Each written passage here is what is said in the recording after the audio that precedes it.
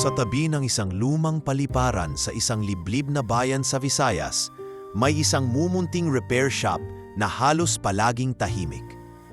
Makikita ito sa may gilid ng bakod ng airport. May kalawang nakaratulang may nakasulat na Elmer's Motors and Parts na animoy kinalimutan na ng panahon. Sa loob ng shop na yon, isang lalaking may kalyo ang mga famay, baling kinita ng katawan, at may maamong mukha ang abalang-abala sa pag-aayos ng isang lumang generator. Siya si Elmer, 25 anyos, tahimik, masipag, at kilala sa lugar bilang batang henyo sa bakal. Lumaki si Elmer sa bayan iyon, kasama ang kanyang inang si Aling Cora, isang dating kusinera sa eskwelahan na ngayon ay paralisado sa kama matapos ang isang mild stroke 2 taon na ang nakalilipas. Bata pa lang si Elmer nang mamatay ang kanyang ama sa isang aksidente sa planta. Simula noon, siya na ang tumayong haligi ng tahanan. "Elmer anak, baka pwedeng palitan mo na tong bentilador. Para akong niluluto rito," mahinang wika ni Aling Cora mula sa kama. Saglit siyang tumigil sa pagkakalas ng pyesa at nilingon ng ina. "Sige nay, hintayin niyo lang po. Titingnan ko kung may spare akong motor dyan. Pero baka maghaponin ha. Ayoko pong naputol tong ginagawa ko." "Huwag mong pabayaan sarili mo anak. Huwag mong sagarin katawan mo sa trabaho." Ngumiti si Elmer. "Hindi po nay, masarap po sa pakiramdam to. At saka, baka sakaling bukas may dumaan ulit na pasaherong may problema sa kotse o motorsiklo. Sayang ang kita." Pero ang totoo, bihirang-bihira ang dumadaan na customer. Luma na ang shop niya at madalas ay tinatawanan ito ng mga taga-airport. Lalo na ng mga pilotong nagta-touchdown lang saglit para mag-refuel. Para sa kanila, si Elmer ay isang hamak lang na lalaki na walang diploma, walang formal na training at umaasa lang sa pinagtagpi-tagping kaalaman mula sa dating karanasan ng kanyang ama. "Uy Elmer, may tumawag na naman sa radyo ng airport. Sirang generator daw ng runway lights." Sigaw ni Lito, ang batang kargador sa kabilang tindahan. "Pakisabi may pupuntahan pa ako. Sabihin mo kay Engineer Mike, baka siya ang pwedeng tumingin." Sagot ni Elmer habang abalang sinusuri ang mga wire sa lumang voltmeter niya. "Hay nako, hindi ka talaga marunong sa timing. Baka sakaling mapansin ka na ni Madam Isabel kung sakaling siya yung dumaan." Biro ni Lito. Napailing si Elmer. "Hindi ako naghahanap ng pansin. Gusto ko lang magtrabaho." Ang tinutukoy ni Lito ay ang sikat na CEO na si Isabel Aison, may-ari ng Aison Aviation Holdings, isa sa pinakamalalaking kumpanya sa bansa na nag-ooperate ng private jets at luxury charter flights. Bihira raw itong magland sa maliit na airport, pero kapag dumaan, para bang humihinto ang mundo. Alam iyon ng buong bayan. Ngunit si Elmer, kahit kilala si Isabel, ay wala namang pakialam sa glamour ng mundo ng mayayaman. Ang mahalaga sa kanya ay mapagpatuloy ang maliit na shop, makabili ng gamot para sa kanyang ina, at kung papalarin, maipaayos ang bubong na laging tumutulo tuwing umuulan. Isang hapon, habang pinupulido ni Elmer ang rotor ng isang lumang alternator, biglang may lumipad na chopper sa ibabaw ng shop niya. Mababa, parang emergency landing. Napalingon siya agad at nakita ang usok na lumalabas mula sa dulo ng runway. Sa di kalayuan, isang puting eroplano ang pilit na iniikot ng mga tauhan sa emergency crew. "Grabe! Private jet yan ah!" Bulalas ni Lito na sumunod agad kay Elmer. Mukhang si Madam Isabel nga yan. Napilitan sigurong lumanding dahil sa problema. Agad na nag-ayos ng gamit si Elmer. Inilagay niya sa kahon ang ilang tools at voltmeter. Hindi para magyabang, kundi dahil naintriga siya sa nangyaring aberya. Sa mundo ni Elmer, ang bawat sirang makina ay parang isang bugtong, isang palaisipang kailangan niyang lutasin. Pagdating niya sa gilid ng runway, nakita niya ang jet na nakatigil. May ilang tauhan ng maintenance team ng paliparan na nakayuko, mukhang walang magawa. "Baka pwedeng tumulong," mahina niyang wika habang dahan-dahang lumapit. Ngunit bago pa siya makalapit sa makina, isang matinis at malamig na boses ang sumabat. "Sino ka?" Tanong ng isang babaeng may suot na dark glasses at eleganteng black pantsuit. Sa likod nito ay 2 bodyguard na parang mga robot sa pagkakatayo. Ah, Elmer po. May repair shop po ako sa tabi. Baka lang po pwedeng silipin ang makina. Mechanic ka? Train ka ba sa Rolls-Royce engines? Sarkastikong tanong ng babae habang pinapasadahan ng tingin si Elmer mula ulo hanggang paa. Hindi po, pero may alam ako sa diagnostics. Pat kung sakaling wala na po sa inyong makakaayos, baka makatulong ako. Napatawa ng bahagya ang babae. Baka masira mo palalo. Huwag mo kaming istorbohin. Tahimik na napatras si Elmer. Hindi siya sanay mainsulto, pero hindi rin siya palaban. Sa halip na lumaban ng salita, tiningnan na lang niyang mabuti ang exhaust ng eroplano. Napansin niyang masyadong mabilis uminit ang turbine casing. Ma'am, sorry ha, pero baka po clogged ang oil line. Posibleng nag-overheat. Pag di nyo agad na troubleshoot yan, baka kailanganin pa kayong itow pabalik sa Maynila. Lumingon si Isabel, bahagyang nagulat. Paano niya alam? Tumango siya sa isa sa mga technician. Check mo ang sinabi. Pagkatapos ng ilang minuto, tumango ang tech na parang hindi makapaniwala. Ma'am, tama po siya. Clogged nga. Na-miss ng diagnostic software. Tahimik si Isabel. Saglit siyang tumitig kay Elmer, ngunit hindi pa rin nagpakita ng pasasalamat. Nagkataon lang siguro. Kung may problema ulit, hindi na kami bababa rito. Malamig pa rin niyang wika bago tumalikod. Habang nililigpit ni Elmer ang kanyang mga tools, napabuntong hininga siya. Hindi niya inasahan na ang simpleng hinala niya ay tama. Pero tulad ng dati, hindi siya umaasa ng kapalit. Hindi na bale. Bulong niya sa sarili. Basta makaalis sila ng maayos. Hindi niya alam, sa likod ng tinted window ng jet, si Isabel ay muling tumingin sa kanya. Puno ng tanong at ng isang bagay na hindi niya pa noon maramdaman, interes. Kinabukasan, isang artikulo sa lokal na dyaryo ang nag-ulat tungkol sa emergency landing ng eroplano sa maliit na paliparan at kung paanong isang lokal na mekaniko ang nakatulong sa pagtukoy ng problema. Hindi man binanggit ang pangalan ni Elmer, maraming tagabayan ang nakahula kung sino iyon. Sa repair shop niya, sunod-sunod ang dumaan na customer. Hindi para magpagawa, kundi para kumustahin, batiin o simpleng makausyoso. Uy Elmer, baka bukas magbukas ka na ng branch sa Maynila ha? Biro ni Mang Berto, ang matandang jeepney driver na matagal ng kliyente. Ngumiti si Elmer habang nililinis ang lumang alternator. Wala po sa plano, Mang Berto. Dito lang muna ako. Hindi ko pa naman kayang iwan si nanay. Habang abala si Elmer sa pag-aayos ng generator sa isang kliyente, sa kabilang dulo ng siyudad naman, galit na galit si Isabel Aizon habang nakatayo sa conference room ng kanyang headquarters sa Maynila. Nakasalang ang isang video recording mula sa security cam ng jet. Nakita roon ang eksenang binanggit ng technician tungkol sa local mechanic na nakatama ng sira. Hindi siya sanay mapahiya. Hindi siya sanay na may taong mas nakakaalam sa kanya, lalo na sa mga bagay na technical. Lalo pa kung ito ay hindi edukado, walang pangalan, at galing sa laylayan. Who gave that footage to the press? Mariing tanong ni Isabel sa kanyang mga tauhan. Ma'am, hindi po sa atin nanggaling. Baka po sa maintenance team ng paliparan. May mga nakakita raw sa lalaking tumulong. Sagot ng isa. Tahimik si Isabel. Kahit na wala siyang utang na loob sa kung sino mang Elmer na yon, hindi niya maikakailang tama ang naging hinala nito. At kung totoo ngang wala itong formal na training, paano ito nagawa? Paanong nalampasan ito ang sariling diagnostic software ng kanilang jet?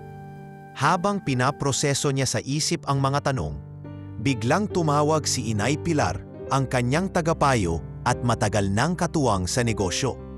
Isa lang ang hindi mo kayang ayusin, Hija, at yon ay ang pride mo, ani Pilar sa kabilang linya. Kung hindi ko siseryosohin ang ganitong klasing tao, baka bukas mas madami pang sumulpot na aakalain nila mas magaling sa atin. Mariing tugon ni Isabel. Baka naman hindi mo kailangan laging patunayan na ikaw ang pinakamagaling. Minsan, matuto ka ring makinig. Sagot ni Pilar bago ibinaba ang tawag. Napatigil si Isabel.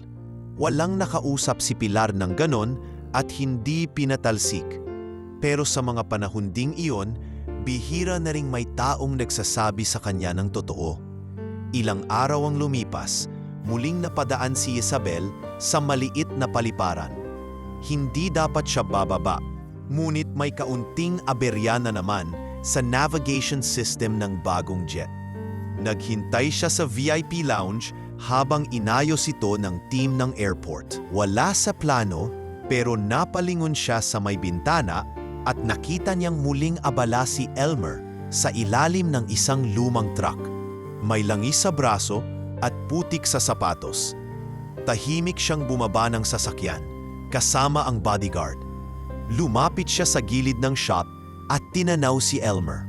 "Uy, baka sirain mo na naman yang makina, ha?" May bahid ng biro ngunit malamig pa rin ang tono niya. Napalingon si Elmer, bahagyang nagulat. "Ma'am, kayo na naman pala. May sira po ba ulit?" "Napadaan lang. Tinitingnan kung totoo ngang ikaw ang magic boy ng mga makina." Tugon niya habang tinuturo ang isang jet sa kalayuan. Tumayo si Elmer at pinunasan ng kamay sa trapo. "Wala po akong magic, ma'am. Siguro lang, kabisado ko na ang tibok ng makina, gaya ng pagtibok ng puso ng tao. Kapag may palya, maririnig mo, mararamdaman mo." Tahimik si Isabel.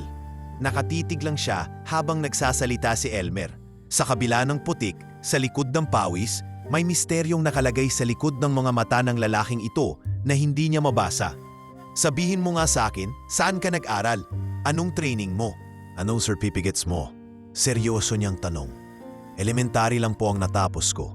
Yung iba po, self-study lang. At ang tatay ko, dati siyang mekaniko sa military aviation. Napanood ko siya araw-araw mula bata pa ako hanggang sa mawala siya. Baka doon ko po natutunan." "Ah, so wala ka talagang lisensya?" Malamig ang tono ni Isabel. Tumango si Elmer. "Tama po kayo. Wala akong lisensya, pero wala ring araw na hindi ako napututo." Sandaling natahimik si Isabel. Hindi dahil sang-ayon siya, kundi dahil may bahagyang kirot sa puso niyang narinig ito. Parang may kirot na hindi niya maipaliwanag. Naalala niya ang kanyang sariling kabataan. Lumaki sa luho, oo, pero hindi rin ligtas sa sakit. Ang ama niya'y iniwan silang mag-ina para sa ibang pamilya. At ang mga mahihirap na taong pinagkatiwalaan nila noon, sila rin ang unang nagtaksil at nagnakaw sa kanila. "Alam mo ba kung bakit hindi ako basta nagtitiwala?" Biglang tanong ni Isabel. Umiling si Elmer. "Hindi ko po alam, ma'am, pero naiintindihan ko.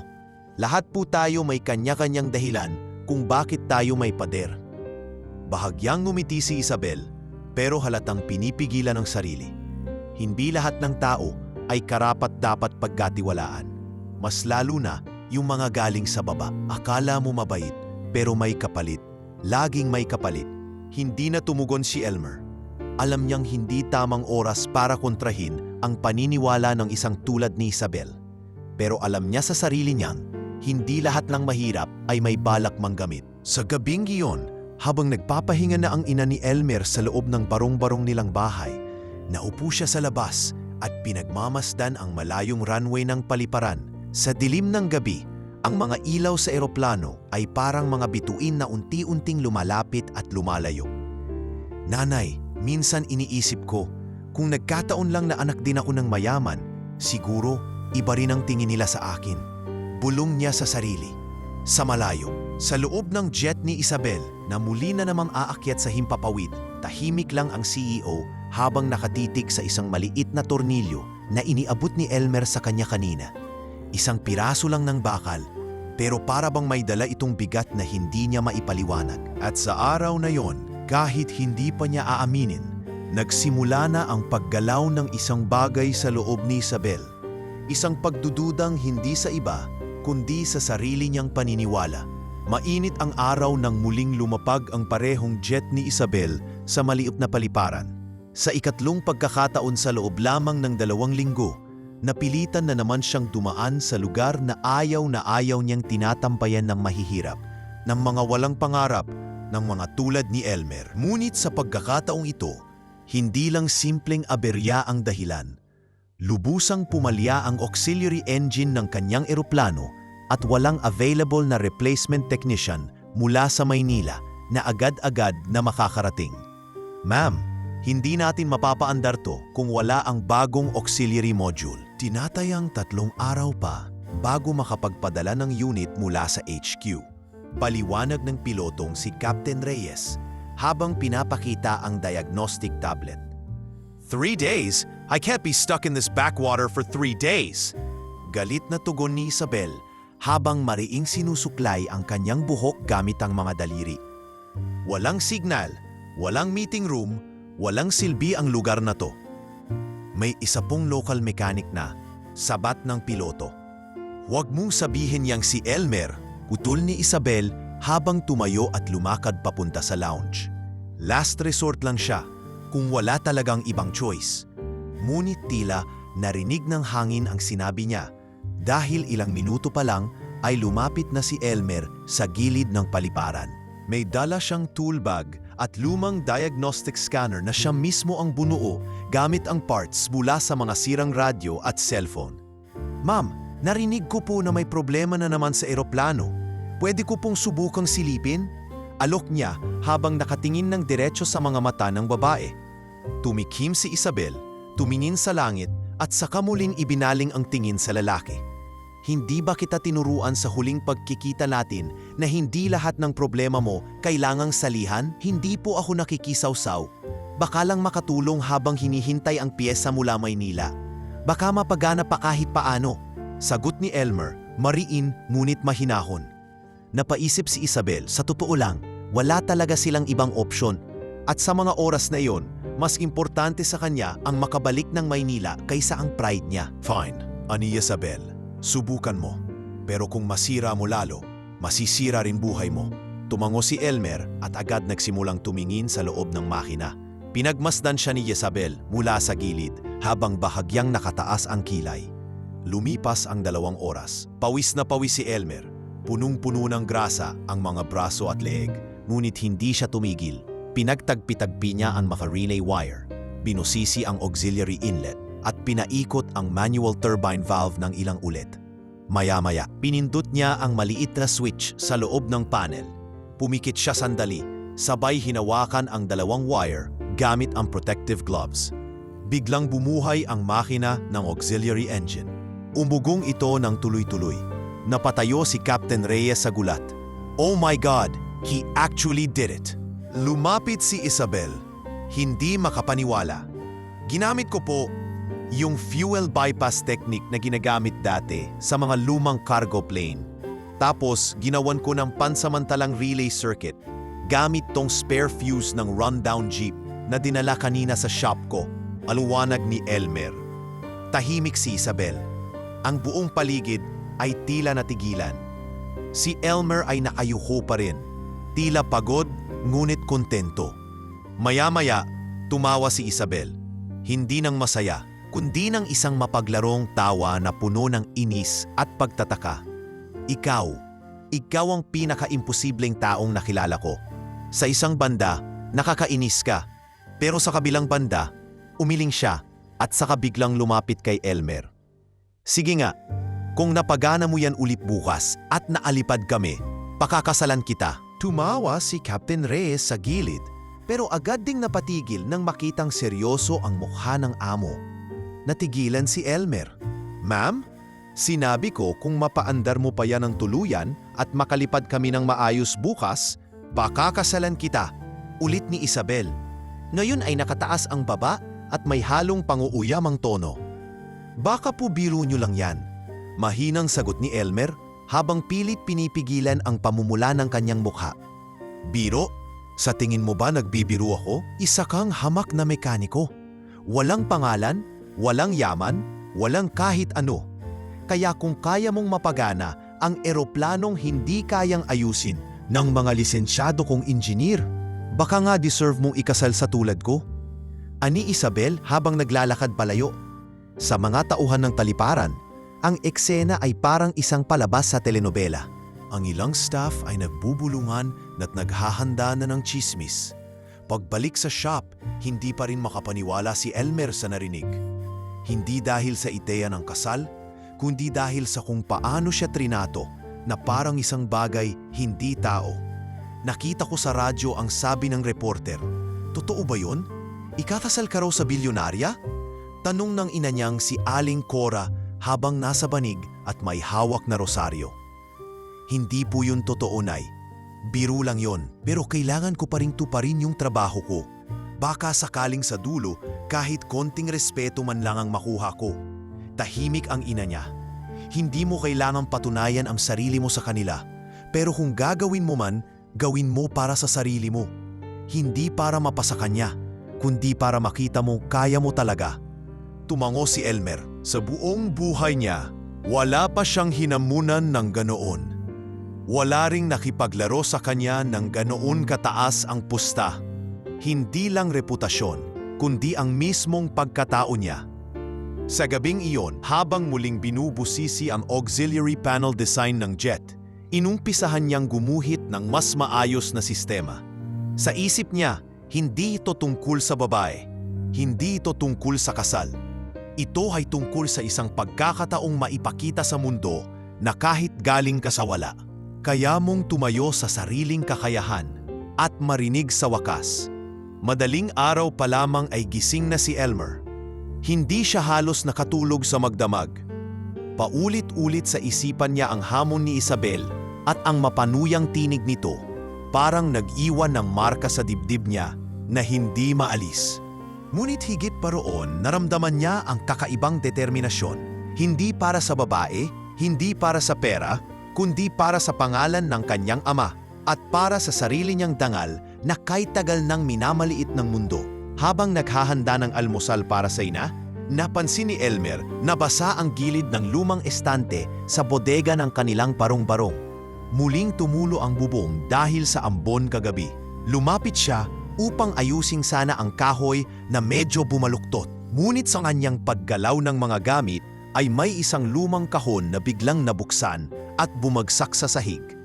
May mga papel na tila luma na at amoy alikabok, at sa ilalim ng mga ito ay isang leather-bound na notebook na tinabunan ng lumang canvas. Dahan-dahan niya itong binuksan. Nakalagay sa unang pahina ang pangalan ng kanyang ama. Diaryo ni Hector R. Lopez, 1983. Nagulat siya. Ang kanyang ama, na tahimik at simple lamang, ay hindi niya naisip na magsusulat ng ganito kalalalim na tala. Habang sinusuyod ang mga pahina, nakita niya ang detalyadong mga sketch ng makina, turbinang diagrams, fuel circulation techniques, oil pressure conversion na hindi tinuturo sa karaniwang mekaniko. Kay tatay to, mahinang bulong niya habang unti-unting bumibilis ang tibok ng kanyang dibdib. Lahat ng alam ko pala, mas malalim pa pala ang pinanggalingan. Sa isang bahagi ng diary, may pahina na may pamagat na Backup Auxiliary Power System, Proposed Manual Override. Agad na napaluhod si Elmer sa sahig at hindi maipinta ang mukha. Iyon ang eksaktong issue ng eroplano ni Isabel. Sa gulat at tuwa, muling tiningnan ni Elmer ang disenyo at nakumpirma niya ang solusyon na ginawa niya kahapon ay eksaktong pareho sa isinulat ng kanyang ama mahigit 20 taon na ang nakalilipas. Hindi ito swerte, hindi ito tsamba, isa itong pamana. Lumabas siya ng bodega, bit-bit ang diary at muling bumalik sa kanyang workshop. Dinala niya roon ang mga lumang tools ng ama, kabilang na ang makalumang voltmeter at isang maliit na kahon ng resistor kits. Nilatad niya sa lamesa ang diary at sinimulang pag-aralan ang disenyo sa kabuuan nito. Ngayong alam ko na ang totoong pinagmulan ng kaalaman ko. Wala nang atrasan, bulong niya sa sarili. Hindi ko lang aayusin ang eroplano. Bubuuin ko ang legacy ni tatay. Habang nagkakabit siya ng components para sa isang prototype circuit, pumasok si Aling Cora. May hawak na mainit na kape. Halatang napagod sa paglalakad mula sa kanyang kama. Ngunit may ngiti sa mukha. Anak, anong ginagawa mo? Ang aga-aga, abala ka na agad. Inaayos ko po yung auxiliary panel system ng jet. Kailangan kong mapagana yun bukas. Bakit parang may apoy sa likod ng mga mata mo ngayon? Napangiti si Elmer at inabot ang diary. Kay tatay pala to, lahat ng ginagawa ko ngayon. Ginawa na pala niya dati. Parang sinasanay na niya ako, Nay, kahit wala na siya. Tahimik si Aling Cora habang binubuklat ang diary. Tumingin siya sa anak na may luha sa gilid ng mata. Sabi ng tatay mo noon, walang sinayang na oras kung ginagamit sa pag-iisip. Hindi kailangang nasa unibersidad ka para matuto.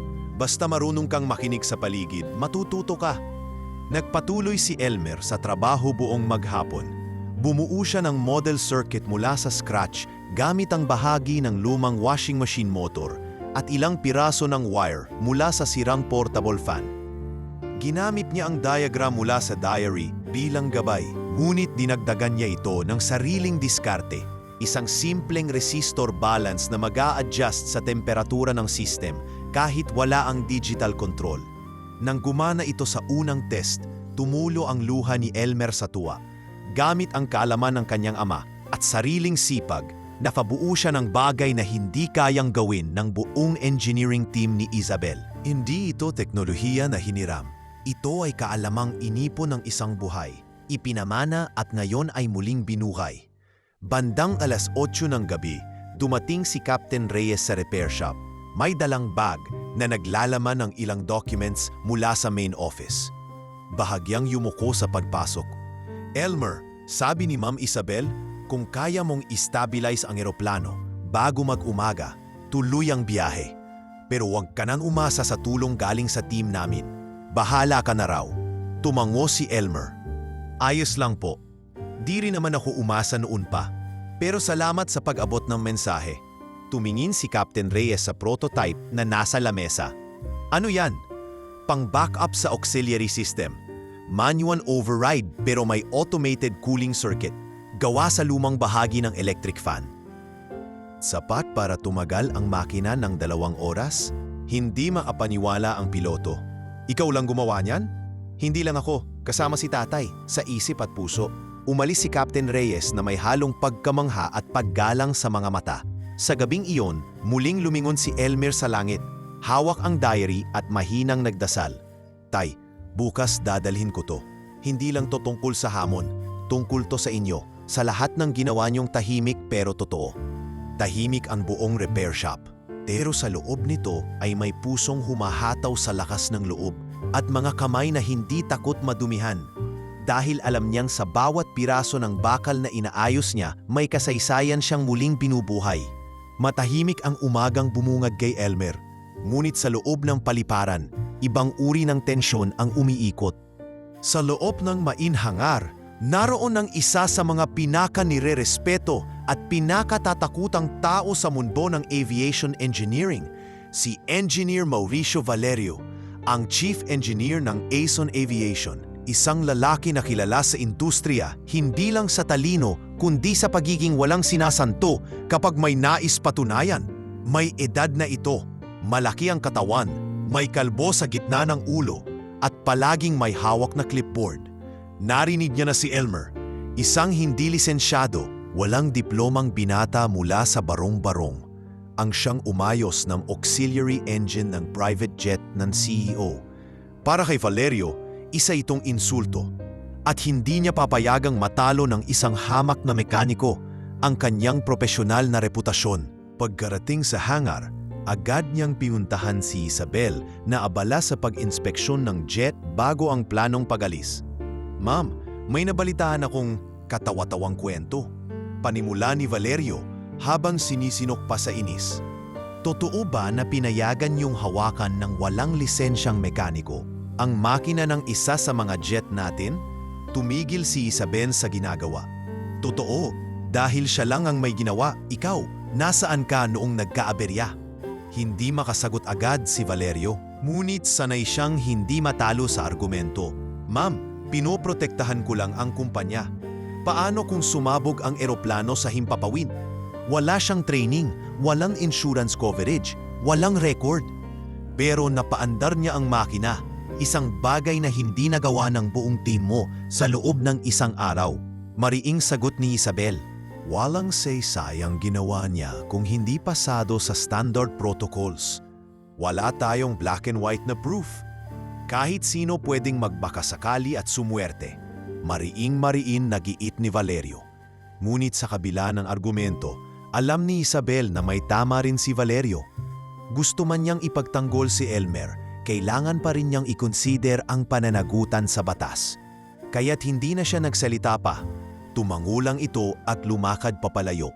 Habang nag-uusap sila, sa kabilang bahagi ng hangar ay abalang inaayos ni Elmer ang bagong prototype na gawa sa disenyo ng kanyang ama. Ilang technician mula sa paliparan ang palihim na lumalapit, nang hihingi ng payo o simpleng tumitingin ng may padhanga. Ngunit may isa sa kanila, si Carlo, isang junior tech na minsang naging apprentice ni Engineer Valerio, ang palihim na nagmamasid at nagmamanman. Gabi na nang makauwi si Elmer sa repair shop. Pagkabukas ng pinto, nabigla siya. Magulo ang mga gamit, nagkalat ang tools at tila may pilit na naghanap ng isang bagay. Nilapitan niya ang istante ng diary at nanlamig siya sa nakita. Wala na ang lumang notebook ng kanyang ama. "Nay, may pumasok po dito?" Halos pasigaw niyang tanong habang papasok sa silid ng ina. "Nakatulog ako, anak. Akala po ikaw yung kumakaluskos kanina. Hindi ko akalain iba na pala yun." Sagot ni Aling Cora na halos mangyak-ngyak. Agad lumabas si Elmer, galit na galit at nagtungo sa guardhouse ng paliparan para tingnan ang mga CCTV. Ngunit sinabihan siyang may ilang oras na blackout sa surveillance kanina dahil sa system update. Isang napakakumbinyenteng dahilan para sa isang inside job. Kinaumagahan, tahimik na pumunta si Elmer sa harapan ng jet. Dala niya ang mga naitirang sketch mula sa diary na na-photocopy niya noong 1 linggo. Pinagpatuloy niya ang pag-aayos ng auxiliary override habang binubuo sa isipan ang maaaring motibo ng kumuha sa diary at kung sino. Hindi nagtagal, dumating si Engineer Valerio, bitbit ang kanyang clipboard at isang technician sa likod. Napag-isipan ko, wika nito, na hindi ko papayagan ang eroplano na ito na lumipad kung hindi dumaan sa final inspection ko at kasama dyan ang pagtanggal ng lahat ng modification na ginawa ng isang amateur. Tumingin si Elmer sa kanya. Hindi na piniling magpaliwanag. "Wala akong tinatago, pwede mong i-check lahat, pero wag mong bastusin ang trabaho ko. Ano bang akala mo sa sarili mo? Na dahil napagana mong isang makina, ay mas magaling ka na sa mga taong nagtapos ng universidad?" Panlalait ni Valerio.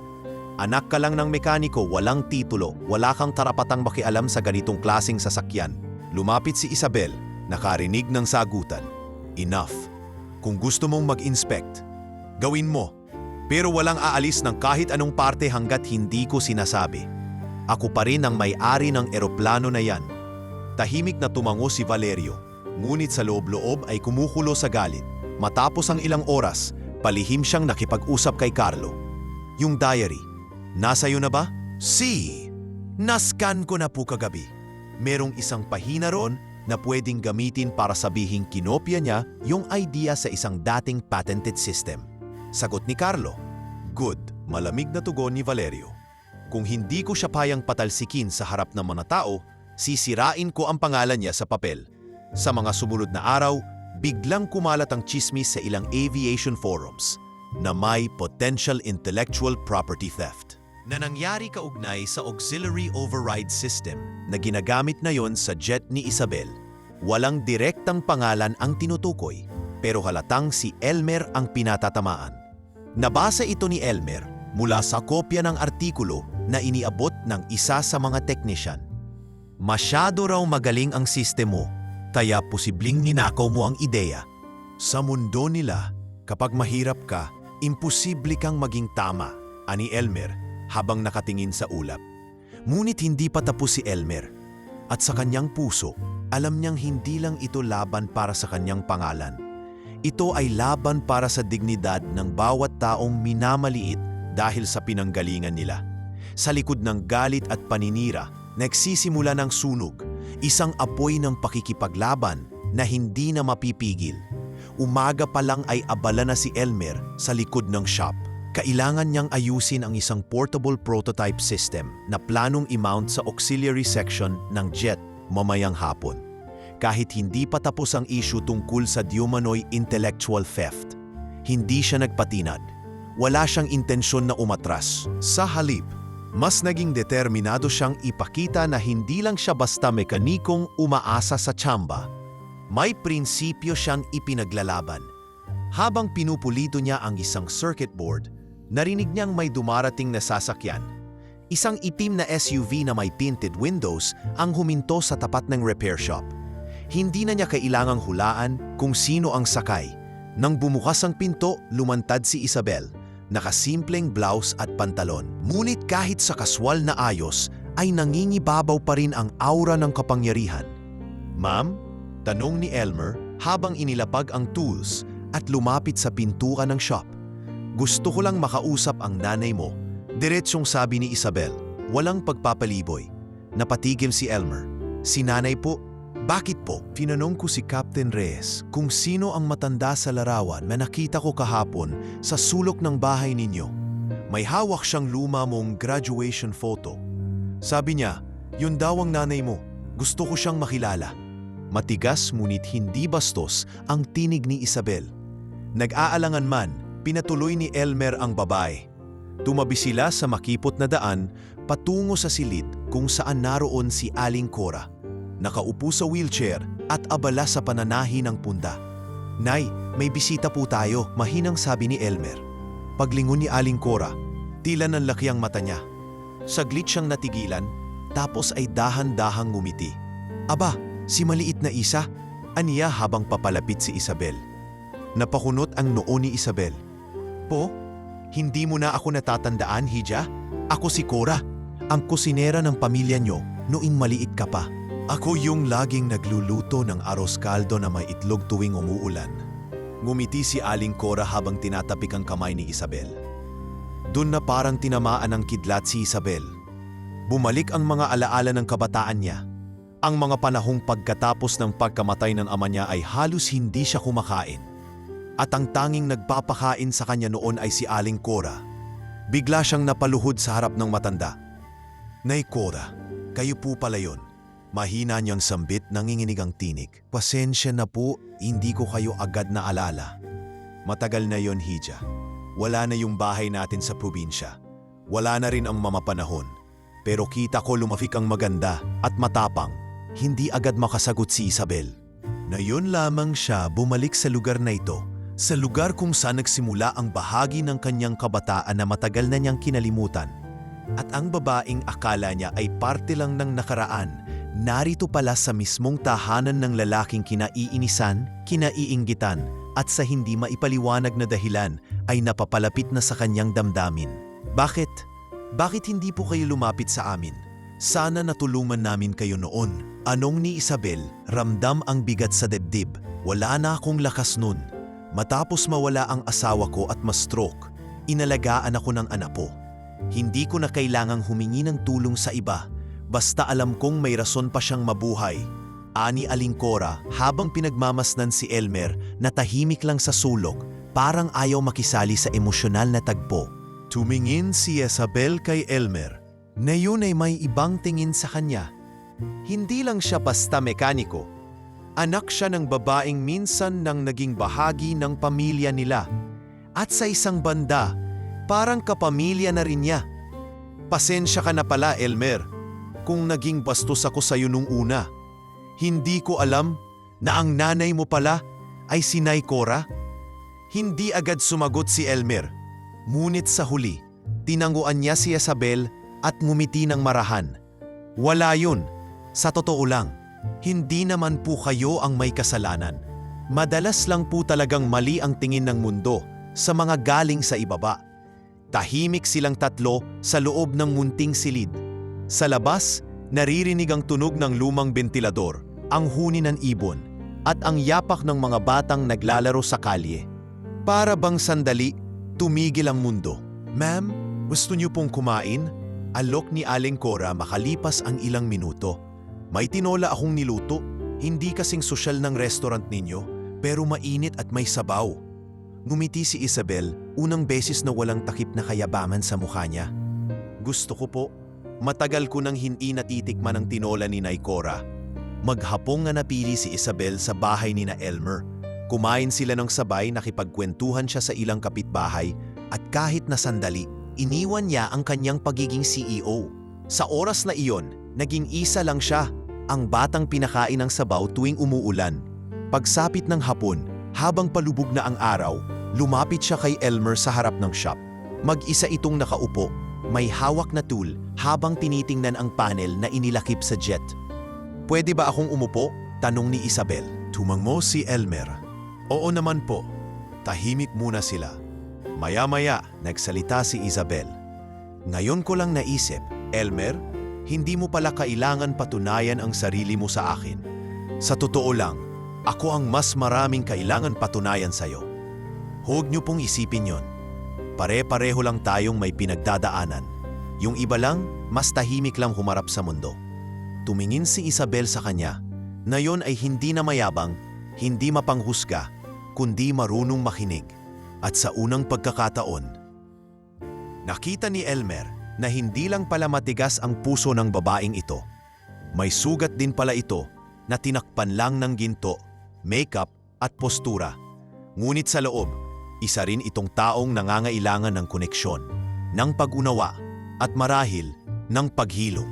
Umipas ang 2 araw matapos ang mainit na pagkikita ni na Isabel at Aling Cora, at tila may kakaibang katahimikang bumalot sa pagitan nila ni Elmer. Hindi man tuwirang binanggit, naramdaman ni Elmer ang unti-unting pagbago ng tono ni Isabel tuwing nagkikita sila. Hindi na ito ang babaeng puno ng pangmamaliit, kundi isang taong marunong makinig kahit papaano. Ngunit habang nagiging kalmado ang relasyon sa pagitan nila, isang gabi ay may napansin si Elmer na hindi niya inaasahan. Galing siya noon sa labas ng compound, galing sa isang maliit na tindahan kung saan siya kumuha ng ilang supply ng battery at wire. Dumaan siya sa likod ng bakod ng lumang hanggar, isang shortcut na ilang beses na rin niyang tinahak. Sa paglalakad, napansin niyang may crack na hindi karaniwang naroroon. Kulay itim, walang plakang nakalagay at tila pilit na itinatago sa ilalim ng tolda. May 2 lalaking nakasuot ng uniforme ng maintenance crew na nagmamadaling nagbubuhat ng malalaking kahon papasok sa cargo hold ng isang pangalawang jet na luma na't mukhang decommission na. Hindi siya nagpakita agad. Sa halip, dahan-dahan siyang lumuhod sa may gilid ng damuhan, sumilip at pinakinggan ang usapan. "Pare, huwag mong babagsakan. Ginto ang laman yan, baka magkalat," bulong ng isa. "Ang benta ng parts na to sa black market, boss. Alam mo ba kung magkano ang titanium casing nito sa labas? Yung electronics, puro military grade yan. Kayang-kayang doblehin ang kita." Napakunot ang noo ni Elmer. Hindi ordinaryong kargo ang laman ng kahon. At kung tama ang narinig niya, may involved na smuggling na nangyayari mismo sa loob ng paliparan. Isang operasyon na tiyak na hindi alam ni Isabel at malamang ay may kinalaman ang ilang tauhan nito. Kinaumagahan, hindi na siya nakatiis. Dinala niya ang lumang drone na binuo niya noong 1 taon. Hindi man kasing advanced na mga gamit ng security personnel, sapat ito para makakuha ng footage mula sa itaas. Nilagyan niya ito ng maliit na kamera, pinagana gamit ang improvised battery pack at dahan-dahang pinalipad sa bahagi ng hangar kung saan niya nakita ang mga kahon. Sa loob ng ilang minuto, nakuhanan ng drone ang aktwal na loading ng mga kahon sa lumang jet. May clear visual ng mga muka ng lalaking nagbubuhat at ng mismong mga serial number sa gilid ng mga crates. Hindi siya nag-aksaya ng oras. Agad siyang nagtungo sa opisina ng security manager ng paliparan at hiningi ang atensyon nito.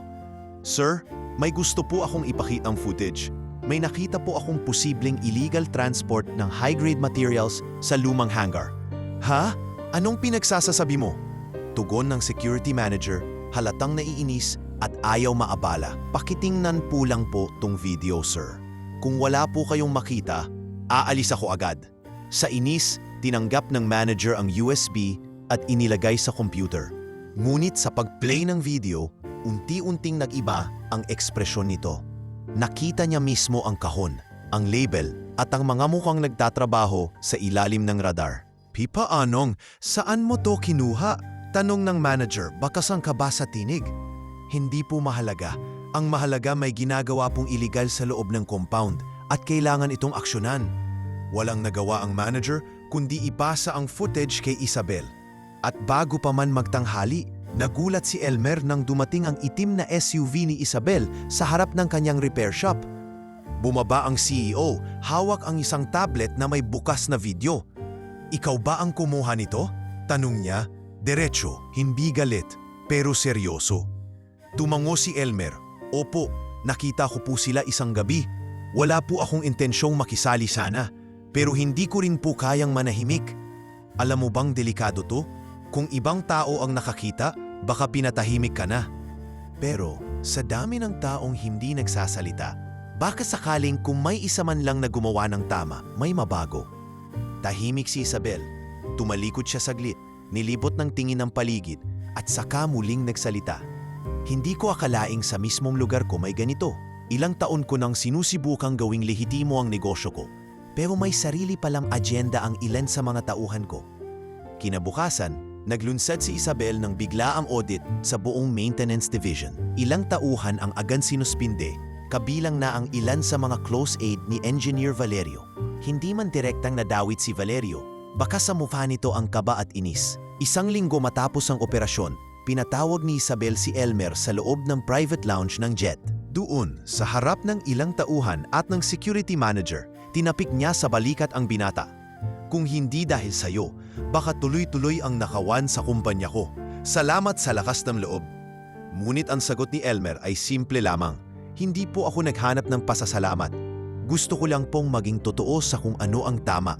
Doon ay hindi na lamang respeto ang naramdaman ni Isabel sa kanya. Isang bagong uri ng tiwala ang unti-unting umusbong. Tiwalang hindi nabibili sa galing, diploma o pormal na titulo. Tiwalang inuukit ng dangal at paninindigan. At sa gitna ng malinis na runway, habang humahampas ang hangin mula sa pakpak ng eroplano, naisip ni Isabel, baka nga hindi lang makina ang kayang ayusin ng lalaking ito. Baka pati ang mga sirang paniniwala na matagal na niyang kinapitang mahigpit. Kasabay ng pag-ayos ni Elmer sa imahe niya sa buong paliparan at sa mata ni Isabel, mas lalo naman niyang pinagbubuti ang mga proyekto sa kanyang munting repair shop. Naging maayos ang takbo ng prototype at inaasahan na sa loob ng 1 o 2 linggo ay maisasama na ito sa test flight ng isa sa mga jet. Ngunit sa panahong iyon ng abala at tagumpay, isang trahedya ang dumaing na hindi niya inasahan. Isang bagay na hindi kayang ayusin ng kahit sinong mekaniko. Isang umaga, habang abala si Elmer sa pagsasanay ng ilang junior technician sa paggamit ng auxiliary cooling circuit, may kumatok sa shop ng sunod-sunod. Isa sa mga kapitbahay nila ang humahangos, halatang may masamang balita. Elmer, si Aling Cora. Bumagsak sa sahig, hindi makahinga. Agad siyang napatakbo, naiwan ang mga gamit at halos mawalan ng ulirat sa kaba. Pagdating niya sa bahay, nakita niya ang kanyang ina, nakahandusay sa gilid ng kama, namumutla at nanginginig ang buong katawan.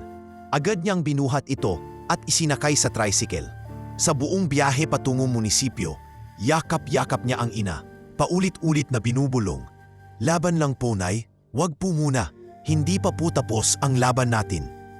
Dumiretso sila sa munting district hospital. Isang luma, kulang sa kagamitan, at laging kulang sa doktor. Pagkarating sa ER, agad itong isinugod sa loob. Si Elmer ay naiwan sa labas, nanginginig sa kaba, basang-basa ng pawis. Lumapit ang nurse pagkatapos ng ilang minuto. "Sir, kailangan natin siyang ipa-CT scan sa bayan." "Wala po kaming sapat na makina rito. Kailangan din po ng specialist." "Magkano po yung kailangan?" "Kung agad-agad, mga 30,000 po ang kailangan. Baka po abutin pa ng mas mataas kung lalagpas pa ng gabi." Napasapo sa noo si Elmer. Wala siyang ganoong kalaking pera. Karamihan ng kinikita niya ay napupunta sa pagpapagawa ng prototypes, tools at ilang gamot para sa ina. Hindi niya alam kung saan siya kukuha ng ganong halaga sa loob ng ilang oras. Gabi na at siya pa rin ay nasa labas ng ospital, pagod at balisa. Doon siya nakita ni Isabel, na galing noon sa opisina ng kanilang bagong proyekto sa airport. "Elmer?" tanong niya habang bumababa sa sasakyan. "Anong ginagawa mo rito?" Hindi agad nakasagot si Elmer. Sa unang pagkakataon, nakita ni Isabel na tila pinagsakluban ng langit at lupa ang binata. Walang maskara ng tapang, walang teknikal na paliwanag, kundi isang anak na desperado. Si nanay, inatake po. Kailangan siyang ma-CT scan. Wala akong ganung kalaking pera. Tahimik si Isabel. Hindi siya nagtanong ng marami. Agad siyang lumapit, inilabas ang kanyang telepono at tinawagan ang kanyang assistant. Ilipat siya sa private hospital sa lungsod. I-book ang ambulance ngayon din. Ako na ang bahala sa gastos, diretsyong utos niya. Ma'am, wag po. Hindi ko po kayang bayaran yan. Hindi ko po yan matatanggap. Halos nagmamakaawang sagot ni Elmer. Walang bayad yan, Elmer. Hindi mo kailangan ibalik. Ginawa mo ang tama sa kumpanya ko. Isa lang tong maliit na paraan ng pagbawi. Ngunit tumayo si Elmer. Mariing ngumiti at tumango. Salamat po, ma'am. Pero gusto ko pong ibalik kahit paunti-unti. Hindi po ako sanay tumanggap ng walang kapalit. Napangiti si Isabel, hindi sa pangumutya kundi sa paghangang hindi niya panaramdaman kanino man. Kinabukasan, si Aling Cora ay nasa ICU ng isang pribadong ospital. Nakatutok ang oxygen, may swero at muling natagpuan ang lakas sa loob ng ilang oras na operasyon. Ayon sa doktor, minor stroke ang naranasan nito. Mas mahina kaysa noong una, ngunit kung hindi agad na agapan ay maaring nauwi sa matinding pagkasira ng katawan. Sa silid ng ospital, tahimik na nakaupo si Elmer sa tabi ng kanyang ina. Hawak niya ang kamay nito habang minamasdan ang dahan-dahang paggalaw ng dibdib sa paghinga. Anak, bulong ni Aling Cora nang dumilat ng bahagya. Salamat, di mo ko pinabayaan. Napaluha si Elmer. Hindi Bonay, hindi mo ko mawawala sa tabi niyo kahit kailan. Pumasok si Isabel ilang minuto matapos yon, may dalang basket ng prutas at tahimik na naupo sa dulo ng kama. Kamusta na si Nanay Cora? Mahinang tanong niya. Bumabawi na po, sagot ni Elmer. Tumingin si Aling Cora kay Isabel at numiti. Salamat sa tulong, Hija. Akala ko, wala na akong lugar sa mundo niyo. Lumapit si Isabel at hinawakan ang kamay ng matanda. May lugar po kayo sa lahat ng bahagi ng buhay ko. Sa inyo po nagsimula ang bahagi ng kabutihang natutunan ko. Sa gabing iyon, sa ospital, habang tahimik ang lahat, muling bumalik si Elmer sa repair shop. Hindi dahil wala na siyang pakialam sa kalagayan ng ina, kundi dahil alam niyang may pangakong dapat tuparin. Bago pa man lumala ang kalagayan nito, may isang hiling si Aling Cora na tumatak sa kanya. Huwag mong isuko ang pangarap mo, anak, kahit ako pa ang kapalit. Sa lamesa niya, nakalatag pa rin ang prototype circuit. Kailangan niya tong matapos. Para sa ina niya, para sa sarili niya, para sa lahat ng taong minsang naniwalang hindi nila kayang pumangon. At sa mga susunod na araw, wala nang atrasan, may laban pa. At sa pagkakataong ito, hindi lang puso ang nakataya, buong pagkatao, buong paninindigan, buong buhay. Lumipas ang 3 araw buhat ng makonfine si Aling Cora sa ospital.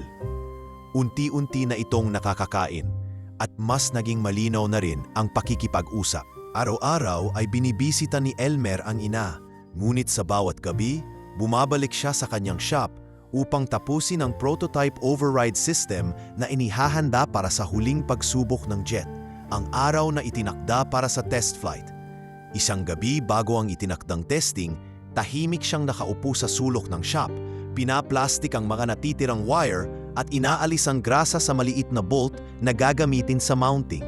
Sa kanyang harapan ay naruroon ang drawing ng kanyang ama. Bukas pa rin sa pahinang may titulong Emergency Auxiliary Control, Manual Fail Recovery.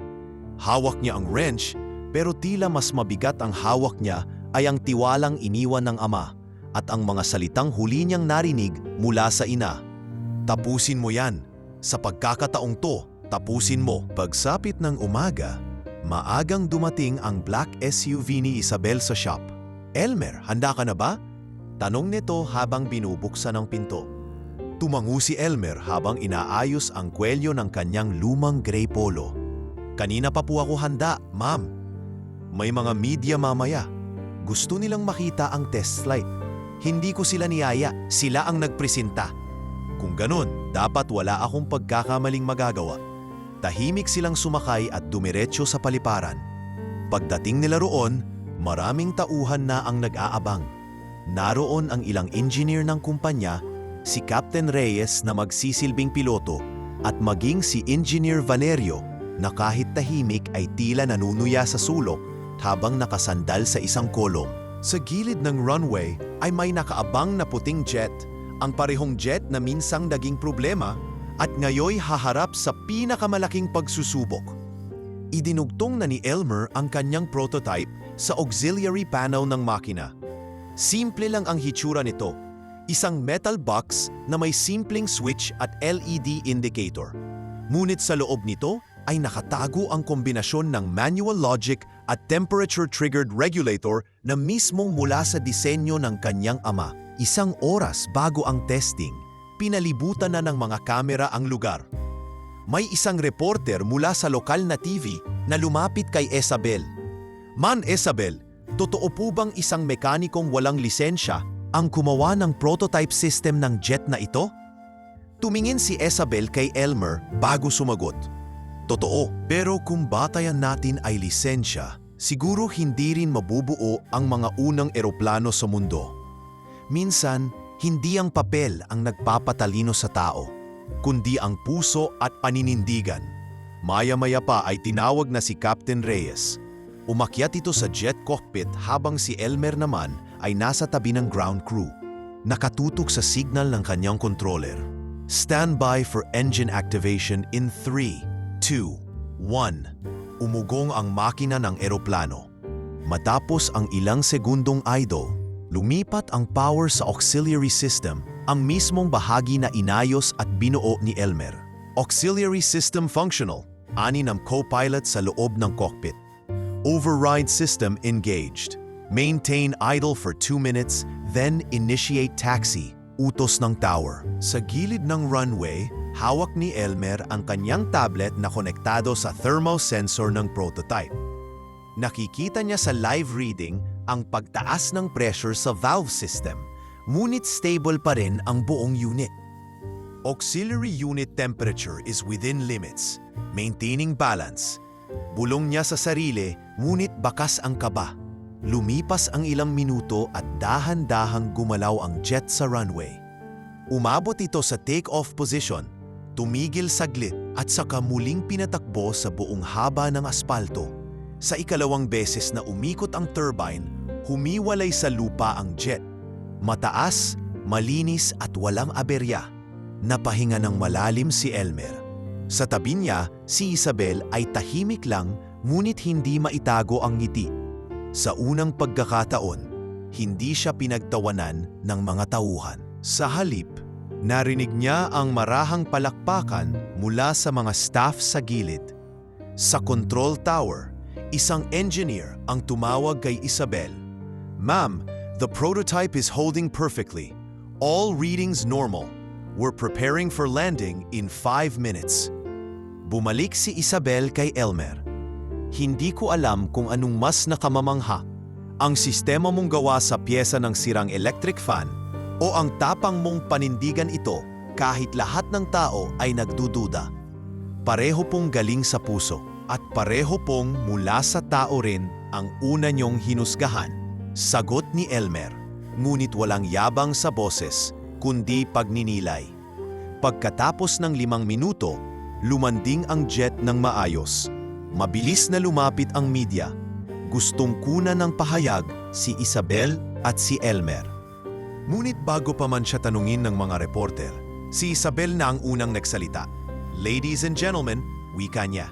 Ang lalaking ito, si Elmer Lopez, ay hindi isang engineer sa papel, pero isa siyang tunay na inventor, leader, at mas may disiplina pa sa marami sa industriya namin. At kung maaalala ninyo ang sinabi ko, 1 linggo na ang nakaraan. Sabay nitong tinawag si Elmer sa tabi. Lahat ay napahimik, lalo na't naalala ng ilan ang naging biro o tila hamon ni Isabel noon. Sinabi kong kapag napaandar niya ang jet ko gamit ang sistema niya, patatasalan ko siya. Natawa ang mga tao. Ang iba, napawoo! Habang ang ilan ay nagtitinginan. Ngunit sa harap ng lahat, lumingon si Isabel kay Elmer, numiti at nagbiro ng malumanay. Kaya mo pa bang panindigan ang ginawa mo kahit alam mong baka ikasal tayo sa totoo lang? Numiti si Elmer. Hindi dahil sa hamon, kundi sa pag-abot ng panaginip. Kung para sa eroplano, ginawa ko ang lahat para ito'y lumipad. Pero kung tungkol sa pag-ibig, ayokong mag-take off nang walang pahintulot mula sa puso nyo. Nagtawanan ang lahat, ngunit naroon ang respeto, naroon ang paghanga, at naroon ang katotohanan na sa araw na iyon, ang dating sirang eroplano ang naging saksi sa isang tagumpay na hindi kayang sukatin ng papel, diploma o estado sa buhay, kundi ng tapang, integridad at paninindigan ng isang lalaking minsang tinawanan at ngayoy kinikilala. Matapos ang matagumpay na test flight, mistulang pista sa loob ng paliparan. Ang mga staff na dati tahimik lamang o nakatingin kay Elmer na parang walang saysay, ngayon ay palakpakan, masigla at hindi maitatangging humahanga. Maging ang ilang technician mula sa team ni Valerio ay lumapit upang bumati. Kahit hindi lahat ay bukas ang loob, ramdam na nagbago ang tingin nila sa binata. Hindi na siya yung tagalinis ng wiring na hindi nila pinapansin, kundi isang mekanikong may kakayahang baguhin ang sistema. Tol, ang galing mo kanina. Nakakahiyamang aminin. Pero yung mga engineers namin, nagsimula ng kopyahin ang design mo. Biro ng isang ground technician habang kinakamayan si Elmer. Wala yan, pre. Para sa eroplano naman yan. Lahat tayo gusto lang mapalipad yan ng maayos. Sagot ni Elmer na may simpleng ngiti. Ngunit habang abala siya sa pakikipag-usap sa mga tao, isang pamilyar na tinig ang lumapit mula sa kanyang likuran. Elmer, tawag ni Isabel. Malamig ang tono, ngunit may bahid ng personal na damdamin. Pagharap niya, naroon si Isabel. Suot ang kanyang cream-colored business blouse, ngunit sa mga mata nito ay hindi ang karaniwang istrikt at matapang na lider, kundi isang babaeng tila may gustong linawin. "Ma'am," tugon ni Elmer. Mahinahon ang boses. "Pwede ba tayong maglakad saglit?" tanong ni Isabel. Tumango si Elmer. Iniwan nila ang masayang grupo at tumumo sa likod ng hangar, kung saan tahimik at hindi kita ng ibang staff. Doon sila naupo sa isang mahabang semento sa lilim ng isang kalachuchi. Sandali silang natahimik. Kanina, sa harap ng lahat, sinabi ko yung biro ko dati. Pero ngayon, seryoso na ako, Elmer. Panimula ni Isabel habang nakatingin sa malayo. "Huh, alin pong biro?" tanong ni Elmer, kunwaring hindi na alala. "Pag napagana mo tong eroplano, pakakasalan kita." Alam kong sinabi ko yon para pagtawanan ka, para ipamukha sa iyo na imposibleng makalapit ang tulad mo sa isang gaya ko. Pero ngayon, parang ako nang hindi makalapit sa iyo. Sabay lingon ito kay Elmer, diretso sa mga mata. Hindi agad nakasagot si Elmer. Ilang saglit siyang tumingin sa damuhan bago nagsalita. "Ma'am, hindi ko po ginawa to para mapatunayan na karapat-dapat akong mahalin. Ginawa ko po to dahil gusto kong patunayan na may silbi ako, na hindi lahat ng walang diploma ay walang halaga." "Alam ko," mahina ang tinig ni Isabel. At dun nga ako mas nahulog. Napalingon si Elmer. "Ma'am?" Tumingin si Isabel sa kanya. Ngayon ay wala nang pader sa mukha, wala nang pagtatago. Hindi ko alam kung kailan nagsimula. Noong una, inis lang, galit, pagdududa. Pero habang pinagmamasdan kita araw-araw na ginagawa mo yung mga makinang yan, habang pinipilit mong gumaling kahit wala nang sino mang umaalalay sa'yo, parang dahan-dahan akong natutong humanga. Hanggang sa naging inspirasyon, hanggang sa naging istorbo. "Istorbo?" Ngumiti si Isabel. At sabay na pailing. "Oo, istorbo. Dahil binago mo ang sistema ng mundo ko. Dati kasi, simple lang ang buhay ko. Trabaho, utos, pera, kontrol. Pero dumating ka, isang mekanikong walang lisensya. Pero pinasok ang mundo ko nang hindi ko namamalayan. Ngayon, hindi na ako makapag-isip ng tuwid. Ikaw ang pinakamalaking kaguluhan ng buhay ko." Napayuko si Elmer. Hindi niya alam kung paano tatanggapin ang sinabing iyon. na ang isang gaya niya na lumaki sa barong-barong, anak ng dating katulong nila, ay ngayon tinatanggap at pinahahalagahan ng mismong bilyonaryang. Minsan ay tinawag siyang wala. Mahirap pong paniwalaan, bulong ni Elmer, na ako ang pinili niyong kausapin sa ganitong paraan. Na ako ang naging dahilan kung bakit nabasag yung mundo ninyo. Totoo yon, sagot ni Isabel. At alam kong mahirap kang ligawan, Elmer. Alam kong hindi mo ko basta tatanggapin dahil lang sa kayang ko yung gastusan ang ospital ng nanay mo o ayusin ang repair shop mo. Pero handa akong bumaba sa mundo mo kung sakasakaling gusto mong akyatin ang akin. Tahimik si Elmer. Dahan-dahan niyang hinugot mula sa bulsa ang isang piraso ng lumang tornilyo. Isang bagay na isinama niya sa bawat test bilang lucky charm. Alam niyo ba kung anong tawag ko rito? Ano? Tanong ni Isabel. Paalala. Paalala na kahit gaano kakaingat, laging may isang tornilyong hindi mo agad mapapansin pero yun pala ang magpapatatag sa buong makina. At sa buhay ko ngayon, kayo yun. Hindi na nagsalita si Isabel.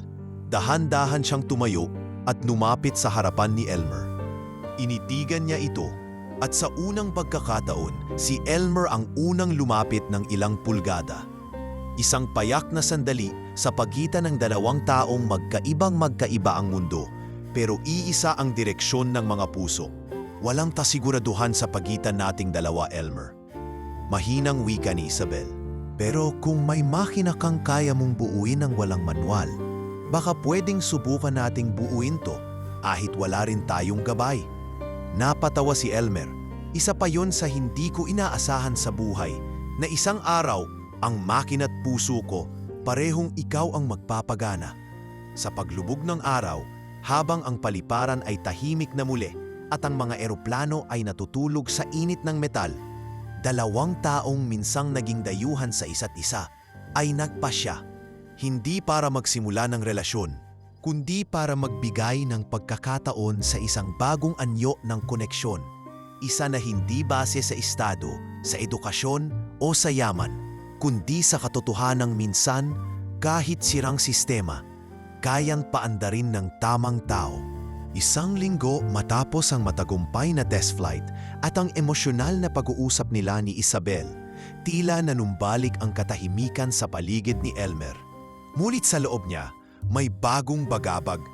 Hindi dahil sa kakulangan, kundi dahil sa isang tanong na hindi niya masagot.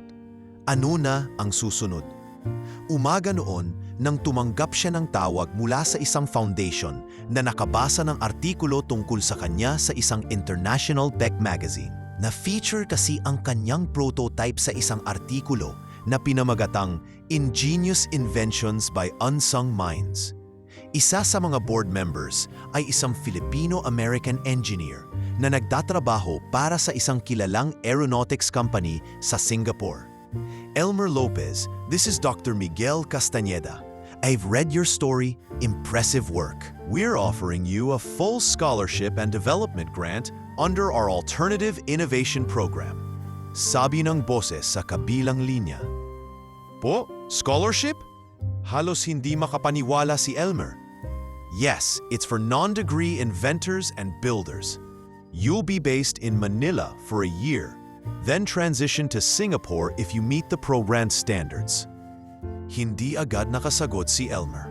Hindi niya alam kung ito ba ang sagot sa matagal na niyang pangarap o simula ng paglayo sa mundo kung saan nagsimula ang lahat. Kinagabihan, habang pinapakain niya si Aling Cora sa ospital, tahimik lang itong nakatingin sa kanya. Naramdaman niyang may gustong itanong ang ina. Ano na naman niyang iniisip mo, anak? May alok po sa akin, Nay. Scholarship. Trabaho rin sa Manila. Tapos Singapore raw kung makapasa. Po, hindi ba matagal mo nang pinapangarap yan? Opo. Bakit parang mabigat sa dibdib mo? Tumingin si Elmer sa matang ina. Kasi Nay, kung aalis po ako, sino mag-aalaga sa inyo? At si Ma'am Isabel. Napangiti si Aling Cora at hinawakan ang kamay niya. Elmer, anak, noong una pa lang, alam ko nang hindi para dito lang ang talino mo. Kung dito ka lang palaging mag-aayos ng tricycle at lumang generator, Masasayang ang utak mong pinamana pa ng tatay mo. Huwag mo akong alalahanin, marami na akong pinagdaanan. Pero gusto kong makita kang umaalis hindi dahil tumatakbo ka, kundi dahil handa ka ng lumipad. Kinabukasan, nagdesisyon si Elmer. Tinanggap niya ang alok. Ngunit bago siya tuluyang bumiyahe patungong Maynila, isang mahirap na usapan pa ang kailangang harapin. Kay Isabel, hinanap niya ito sa hangar, ngunit wala roon. Sinundan niya sa main office, pero ayon sa secretary, nasa field inspection daw si Isabel sa isang expansion project. Gabi na siya nakahabol sa bahay nito, isang rest house na nasa likod ng runway. Nang kumatok siya, si Isabel mismo ang nagbukas ng pinto, suot ang simpleng damit pantulog at may hawak na tasa ng tsa. "Elmer?" Tanong nito, bahagyang nagulat. "Ma'am, kailangan ko po kayong makausap." "Pasok ka." Tahimik silang naupo sa isang maliit na beranda na tanaw ang mga ilaw sa dulo ng runway. Ilang minuto silang walang imik, hanggang sa siya na ang unang nagsalita. "Ma'am, aalis na po ako." Hindi umimik si Isabel pero bahagyang gumalaw ang kilay niya. "May scholarship pong inalok para sa mga katulad kong hindi nakatapos pero may kakayahan. 1 taon po sa Maynila. Kung makapasa, tuloy na po sa Singapore." Tumango lang si Isabel. "Kailan ang alis mo?" 2 linggo mula ngayon." Tahimik pa rin si Isabel. Ngunit sa mata nito, tila may binabaklas na pader. Isang pader na matagal nang hindi niya inaakalang babalik. "Anong gusto mong sabihin ko, Elmer? Congrats? Good luck?" Hindi makasagot si Elmer. "Hindi ko po alam. Gusto ko lang pong sabihin sa inyo, salamat. Sa lahat ng tulong, sa tiwala, sa oportunidad, at sa lahat ng hindi niyo sinabi pero ipinakita." Tumayo si Isabel, lumapit sa kanya at tinitigan siya sa mata. "Alam mo, Elmer, kung may ibang babae lang akong pinapaniwala ang hindi ako iiwan, baka hiniling kong manatili ka. Pero hindi ako ganung babae. Hindi ako humihiling. Pero gusto kong malaman mo, hindi mo kailangang piliin ako. Piliin mo ang sarili mo. Hindi po kayo naging istorbo. Kayo po ang isa sa mga dahilan kung bakit handa na akong umalis. Dahil pinatunayan yung may mga taong marunong tumingin ng pantay." Nagtagpo ang kanilang mga mata. At sa gabing iyon, wala nang halik, walang yakap, walang pangako, tanging respeto, tanging katapatan, at isang damdaming hinayaan lang mabuhay sa tamang oras, sa tamang layo. 2 linggo ang lumipas. Sa araw ng kanyang pag-alis, binisita ni Elmer ang repair shop sa huling pagkakataon. Naroon pa rin ang mga lumang tools ng kanyang ama, ang mga blueprint, at ang sirang electric fan na ginamit niya para sa prototype. Habang isinasakay niya ang bag sa sasakyan na susundo sa kanya, may dumating na black SUV. Bumaba si Isabel, bitbit ang isang maliit na kahon. "Bago ka umalis, may gusto lang akong ibigay," aniya. Binuksan ni Elmer ang kahon. Isang maliit na plaque ang laman nito, may nakaukit na "Para kay Elmer Lopez, ang lalaking nagpagana sa sirang eroplano at sa puso ng isang bilyonarya." Napangiti si Elmer. "Salamat po, ma'am. Wala akong hihilingin, pero kung balang araw matapos mong lumipad, maisipan mong bumalik, bukas pa rin ang runway." Ngumiti siya, tumango, at sumakay na sa sasakyan. Habang papalayo ang kotse, tanaw ni Isabel ang unti-unting pagliit ng binatang minsan ay minamaliit, ngayoy tinatangi. At sa kanyang puso, alam niyang sa pagitan nila, ang paglayo ay hindi pagkalimot. Ito'y bahagi ng pagbubuo at tagbalik kung tadhana ay papayag. 3 taon ang lumipas. Sa loob ng panahong iyon, hindi naging madali ang mga pinagdaanan ni Elmer. Nung unay nanibago siya sa syudad, sa gulo, sa init ng politika sa larangan ng agam, sa kulturang mas pinahahalagahan ang diploma kaysa sa talino. Ngunit dahil sa dedikasyon at sa mga alaala ng amang nagturo sa kanya ng bawat turnilyo at circuit board sa kanilang lumang shop, napagtagumpayan niya ang bawat hamon. Sa ilalim ng Alternative Innovation Program sa Maynila, nagtapos siya bilang isa sa mga pinakamahuhusay sa klase. Sa 2nd taon, inilipad siya sa Singapore upang sumailalim sa mas malalim na immersion training sa isang aviation lab na kilala sa buong mundo.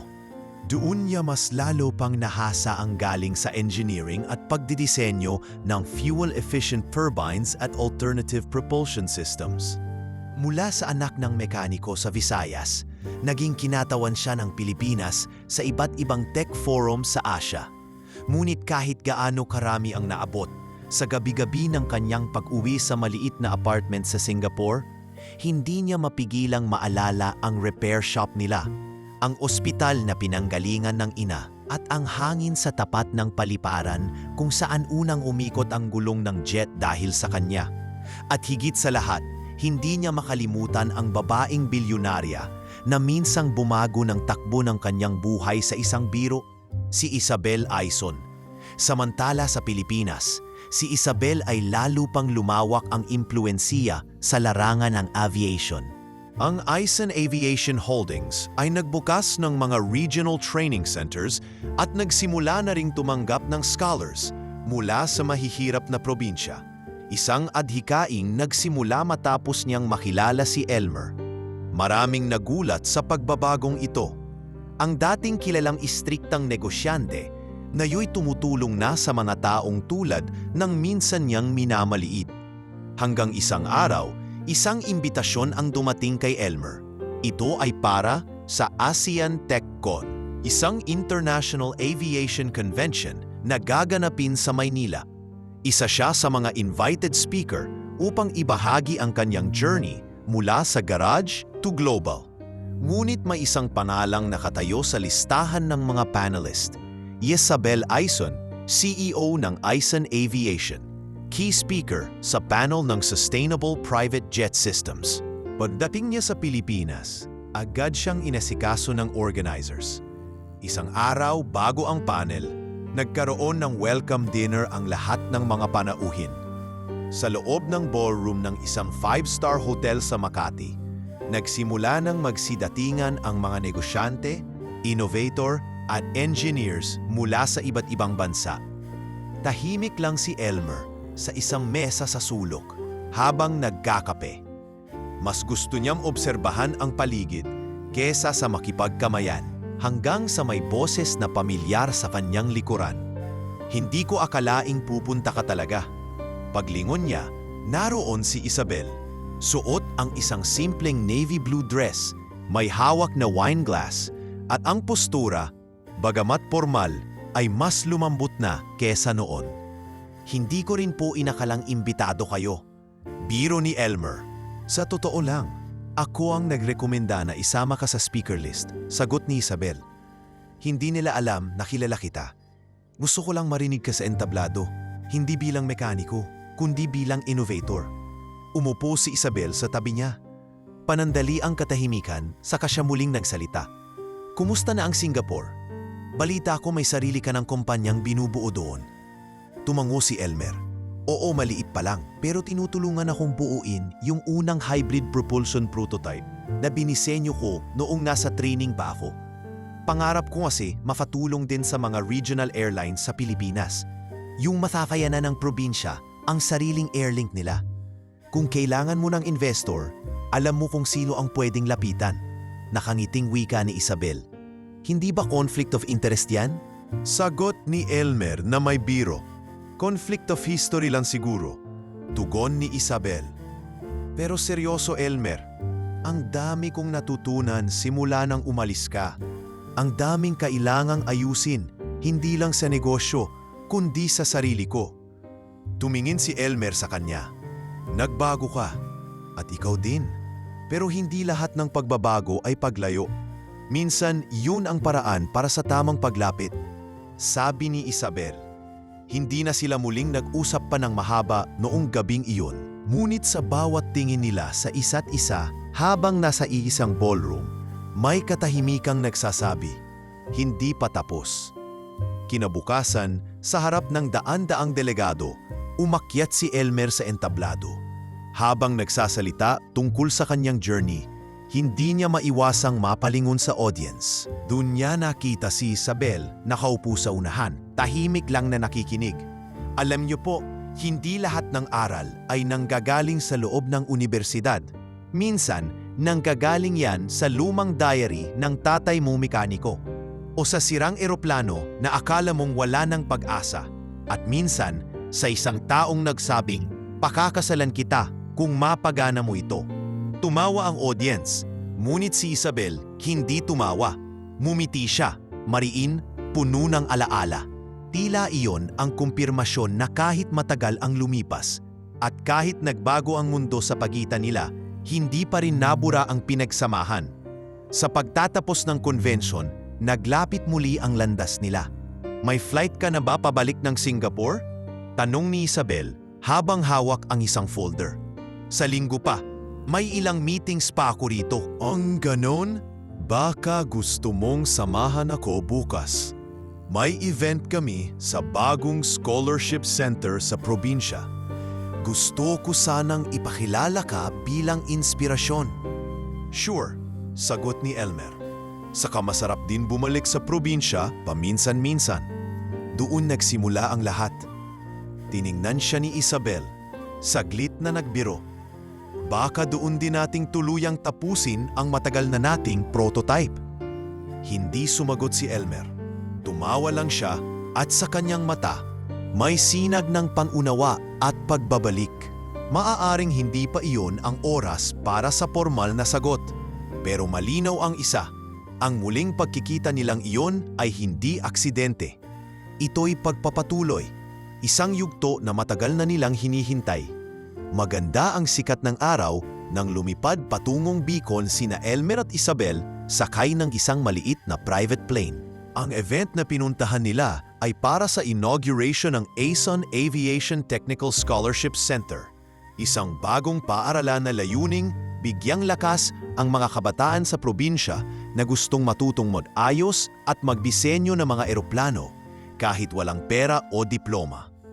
Si Elmer ang itinampok na guest of honor, isang ehemplo ng kwento ng tagumpay mula sa wala. Mainit ang pagtanggap sa kanya.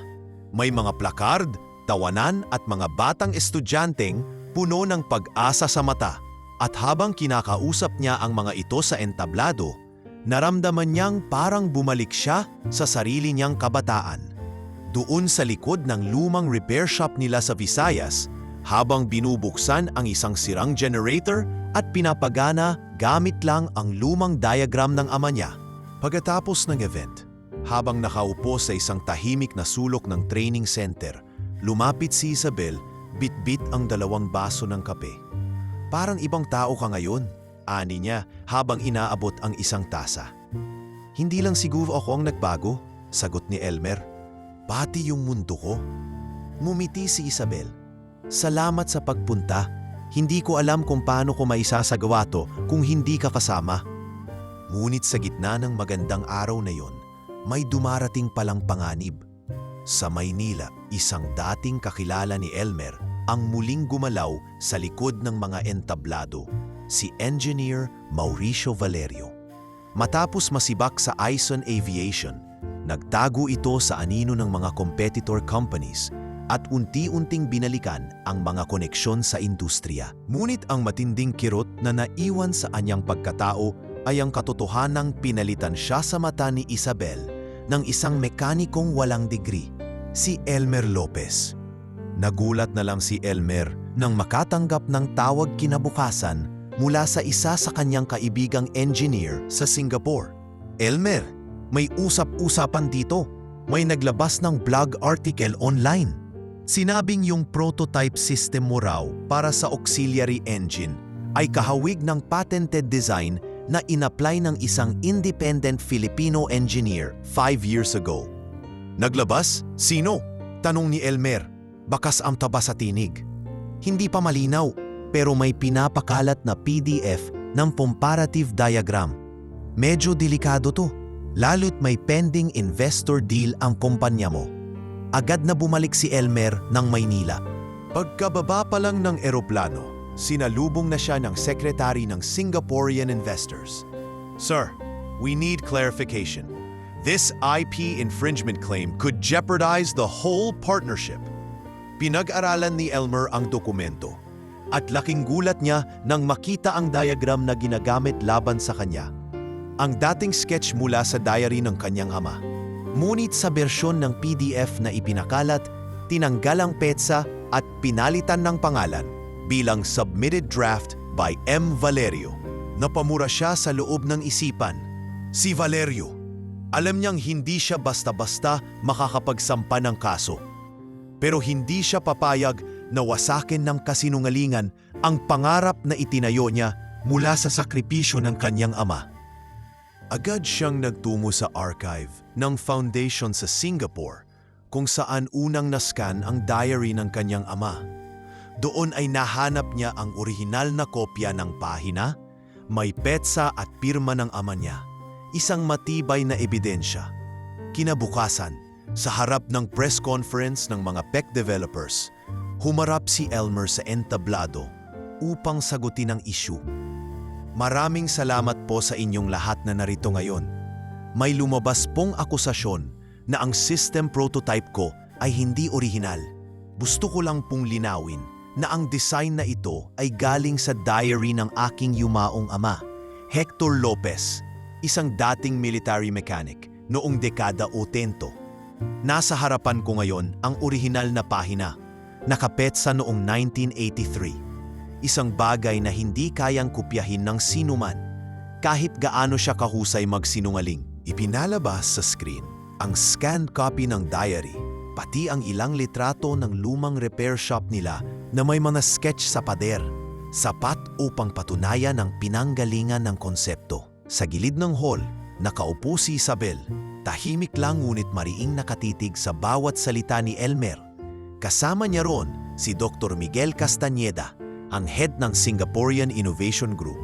Ito ang dahilan kung bakit ko siya pinili, ani Dr. Castañeda, hindi lang dahil sa talino niya, kundi sa ugali niyang hindi kailanman susuko sa tama. Samantala, sa isang maliit na opisina sa Quezon City, si Valerio ay napatulalang nanonood ng live stream. Sa isang iglap, ang planong paninira ay naglaho. Sa halip na mapahiya si Elmer, mas lalo pa itong pinapurihan. Hindi na siya makagalaw. Ang dating kinaiinisan niyang mekaniko, ngayon ay pinapalakpakan na ng buong industriya. Kinagabihan, habang nasa rooftop ng isang building kung saan ginanap ang closing dinner ng tech conference, lumapit si Isabel kay Elmer na nooy nakatingin sa mga ilaw ng lungsod. Alam mo, ang dami ko nang napagdaanan sa negosyo. Pero ngayon lang ako naniwala sa isang bagay. Hindi sapat na ikaw ang may-ari ng kumpanya. Dapat may puso ka ring ipinaglalaban. Tumingin si Elmer sa kanya. Yun ang natutunan ko sa iyo, ma'am. Hindi lang ako ang nagbago. Huwag mo na akong tawaging ma'am. Isa ka na sa mga taong di ko kayang tawagan sa apelyido lang. Nagngitian sila at sa malamig na simoy ng hangin sa taas ng siyudad, may bagay silang kapwa na intindihan na ang laban para sa pangalan, para sa prinsipyo at para sa dangal ay hindi kailanman madali. Pero laging sulit kung ang kabayaran ay hindi lang tagumpay, kundi kapayapaan ng loob. Matapos ang matagumpay na press conference at ang biglaang pagsabog ng simpatya mula sa publiko, akala ni Elmer ay tapos na ang lahat. Ngunit hindi ganoon kadali ang paglilinis ng pangalan sa mundong puno ng papeles, abogado at teknikalidad. Bagaman pinatunayan na niya sa mata ng publiko ang katotohanan, ang mga investor, stakeholders at ilang opisyal sa industriya ay nangangailangan pa rin ng formalidad, ng legal na dokumento at opisyal na rekognisyon. Kinaumagahan, nakatanggap siya ng tawag mula sa opisina ng Department of Trade and Industry. Mr. Lopez, nais naming makipagpulong. May dumating po kasing reklamo na kailangan ninyong saguting formal, lalo't may intellectual property case na isinampa sa inyo ni Gustavong Mauricio Valerio. Ani ng tinik sa kabilang linya. Sinampa talaga niya? Bulong ni Elmer. Nanginginig ang kamay habang hawak ang telepono. Opo, ngunit maaari ninyong ipresenta ang inyong ebidensya. Kung maaari, dalhin niyo po ang orihinal na diary at kung meron kayong witness o legal counsel, mas mabuti. Agad niyang tinawagan si Isabel. Nabalitaan ko, sabi ni Isabel sa kabilang linya. Huwag kang mag-alala. May kilala akong abogado, isang IP lawyer. Siya rin ang dating in-house legal namin. Kakampi mo siya. 2 araw ang lumipas at sa harap ng conference table ng DTI, naroon si Elmer kasama ang abogado ni Isabel. Sa kabilang dulo, si Engineer Valerio, malinis ang suot, naka-necktie, may dala ring abogado at isang dokumentong sinasabing patent file. Tahimik ang umpisa ng pagpupulong. Mr. Valerio, you are claiming na ang auxiliary override system na ginagamit ni Mr. Lopez ay kapareho ng in-apply niyong design? Tanong ng moderator. Opo, I filed it 3 years ago under my name, pero hindi ko pa ito na ilalabas dahil ongoing ang development. Kaya't laking gulat ko nang makita ko sa media ang ginamit niyang system, halos pareho sa akin, sagot ni Valerio. Tila may kumpiyansa. Ngunit kalmado ang abogado ni Elmer. May kopya ba kayo ng notarized design sketch? Or any signed time-stamped copy prior to your filing? Inabot ng kampo ni Valerio ang papel. Ito po, Patent Application File 2020. Tahimik si Elmer. Ngunit nang siya na ang pinagsalita, inilabas niya ang diary ng ama, ang orihinal. Hinayaan niyang amuyin ito ng mga tao sa paligid, ang lumang papel, ang lumat kupas na tinta, at higit sa lahat, ang petsa, 1983. Ang design po ng auxiliary system na ginagamit ko ay hango sa diary ng tatay ko, si Hector Lopez. Dati siyang military aviation mechanic. Dito po sa pahinang ito, makikita ang manual drawing ng prototype. May petsa, may pirma, at ito po ang buong dokumento na ilang beses nang ipinakita sa media at nascan ng Singaporean Aviation Archive. Tahimik ang lahat. Kami na po ang bahalang mag-verify sa authenticity ng dokumento, wika ng opisyal. Pero sa ngayon, ito po ang una naming nakitang orihinal at may petsang mas nauna kaysa sa aplikasyon ni G. Valerio. Napailing ang abogado ni Valerio. But the concept is not entirely unique. There are variations in design. Tumayo si Elmer. Unang beses na siya ang nagsalita ng may lakas ng loob. Hindi ko kailanman sinabing ako ang inventor ng auxiliary system. Ang akin pong ginawa ay pagbuo ng prototype mula sa lumang konsepto ng tatay ko, gamit ang makabagong materials at simplified mechanics. Kung iyan ang basihan ng intellectual theft, lahat tayo dito ay magnanakaw, dahil lahat tayo ay humugot sa mga nauna sa atin. Ang ipinaglalaban ko ay hindi pagmamay-ari kundi katotohanan. Tahimik si Valerio. Sa unang pagkakataon, nakita siya ni Elmer na hindi mapakali. Lumulubog ang katawan sa upuan. Tumatango lang sa bawat batikos ng batas at ebidensya. Ilang araw ang lumipas, lumabas ang opisyal na desisyon. There is no basis for the IP claim filed against Mr. Elmer Lopez. Further, the documents provided by Mr. Lopez are deemed authentic and legally time-stamped. Kasabay nito, nagsimulang bumalik ang tiwala ng mga investor. Nagpadala ng liham ng intensyong magpatuloy ang kumpanya sa Singapore. Ang ilang malalaking kumpanya sa Southeast Asia ay nagpadala ng interes para makipag-collaborate. Si Dr. Castañeda, ang kanyang mentor, ay lumipad pa mula Singapore para personal na makipagkamay. Napahanga mo kami, Elmer. Hindi lang sa gawa mo, kundi sa prinsipyo mo. Ngayon, gusto ka naming gawing global ambassador ng programa. Sa headquarters ng Aeson Aviation, isang simpleng seremonya ang isinagawa. Doon ay formal na pinasinayaan ang scholarship fund na pinangalan kay Hector Lopez, isang programang para sa mga anak ng ordinaryong mekaniko, technician na nais makapasok sa larangan ng aviation technology. Nasa gitna ng entablado si Elmer habang nagbibigay ng talumpati. Suot niya ang simpleng polo na may logo ng sarili niyang startup. Ngunit ang puso niya ay puno ng pasasalamat. Hindi ko po alam kung paano ako napadpad sa harap ng mga taong dati imposible lang sa imahinasyon ko. Pero ang tiyak ko po, ang lahat ng to ay nagsimula sa isang lumang diary. Sa kwento ng isang lalaking tahimik lang sa likod ng makina, ngunit buong buhay nagsumikap para sa anak niyang makakalipad balang araw. Mula sa likod ng mga upuan, nandoon si Isabel. Tahimik na nakaupo, walang flash, walang kamera sa harap niya, ngunit may luha sa gilid ng mata. Sapagkat alam niyang sa laban na yon, hindi lang si Elmer ang nagtagumpay, kundi pati ang paniniwala niyang minsang nabigo sa buhay. Ngunit ngayoy muling binuhay ng isang lalaking hindi takot ipaglaban ang totoo. Sa kabila ng pagkilalang natanggap ni Elmer mula sa industriya, sa media at sa iba't ibang grupo ng innovator, hindi pa rin siya lubos na panatag. Habang mas lumalawak ang tagumpay niya sa larangan ng teknolohiya, mas nararamdaman niyang lumalayo siya sa personal na tahimik at simpleng buhay na minsan niyang pinangarap. At higit sa lahat, nararamdaman niyang lamat sa pagitan nila ni Isabel. Isang distansyang hindi dulot ng pisikal na layo, kundi ng mga hindi nabigkas na tanong at pagdududa. Isang gabi, matapos ang isang dinner meeting kasama ang mga investor, lumapit sa kanya si Isabel sa labas ng hotel ballroom.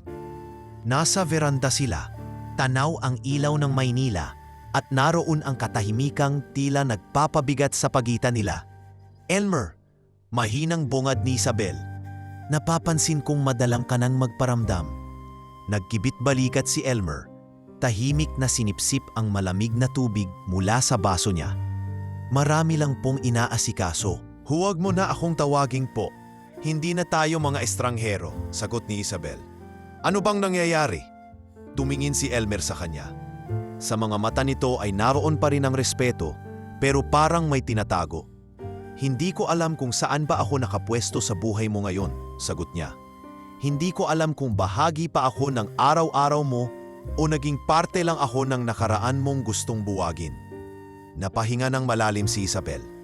Elmer, hindi mo kailangang maging perpekto. Hindi ko rin naman hinihingi na ilaan mo lahat ng oras mo sa akin. Pero sa dami ng ginagawa ko ngayon, minsan naiisip ko kung ako ba talaga yung kailangan mo. Kasi kung ako yung dati mong hinanap, yung mekanikong galing sa probinsya na walang pangalan, baka hindi na siya yung kaharap mo ngayon. Tiningnan siya ni Isabel ng diretsyo. Kaya nga kita minahal, Elmer. Hindi dahil sa simpleng buhay mo, kundi dahil sa tibay mong tumayo kahit inaapakan ka.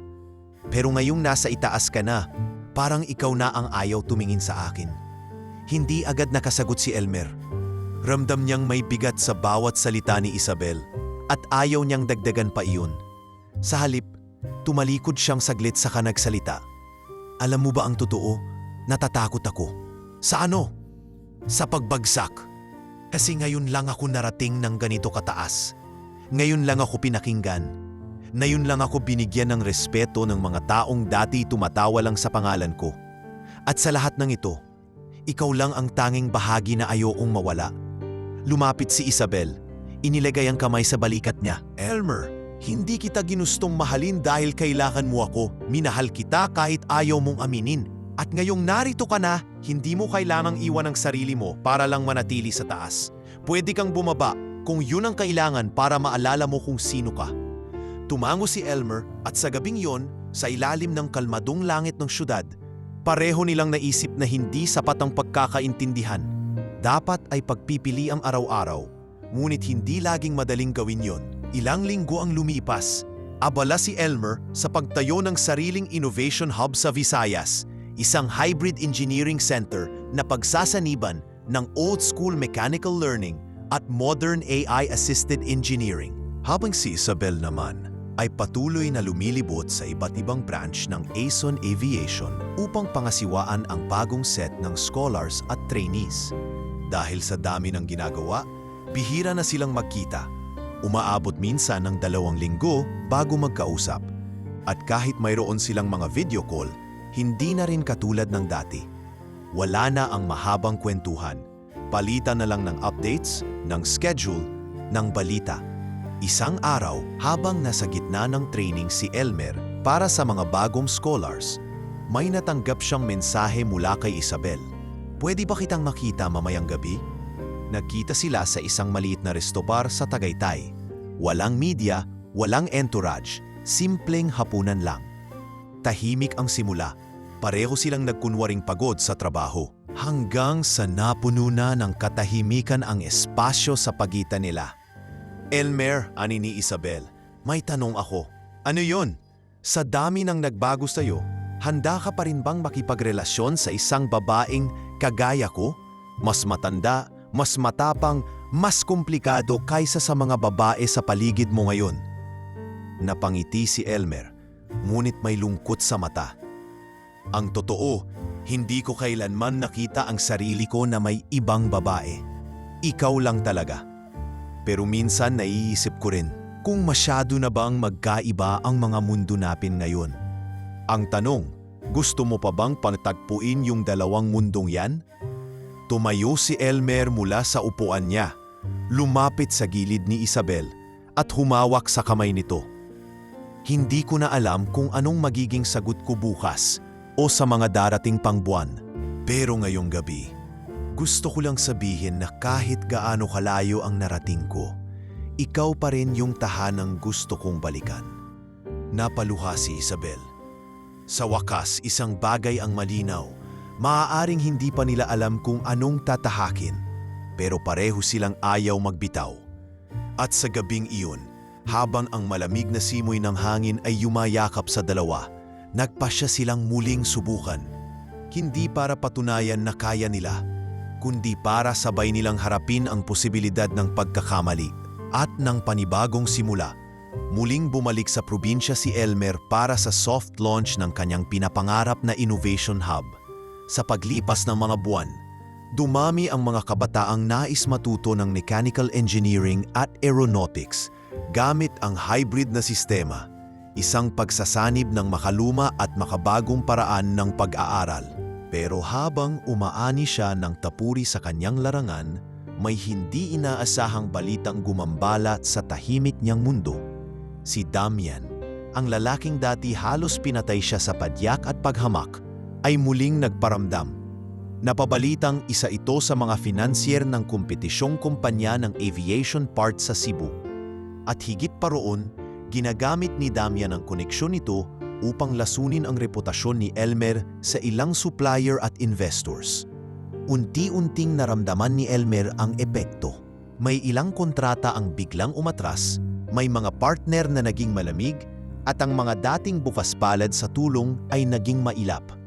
Elmer, kailangan nating kausapin ang legal team, mungkahi ni Isabel nang maabutan niyang tahimik si Elmer sa veranda ng kanilang bagong opisina. Alam kong si Damian ito. Nakita ko ang pangalan niya sa listahan ng board ng kumpanyang pumalit sa isa sa mga suppliers natin. Napabuntong hininga si Elmer. Akala ko tapos na ang bangungot na yon. Ang mga taong may galit sa mundo, hindi madaling kalimutan ang tingin nilang kahihiyan.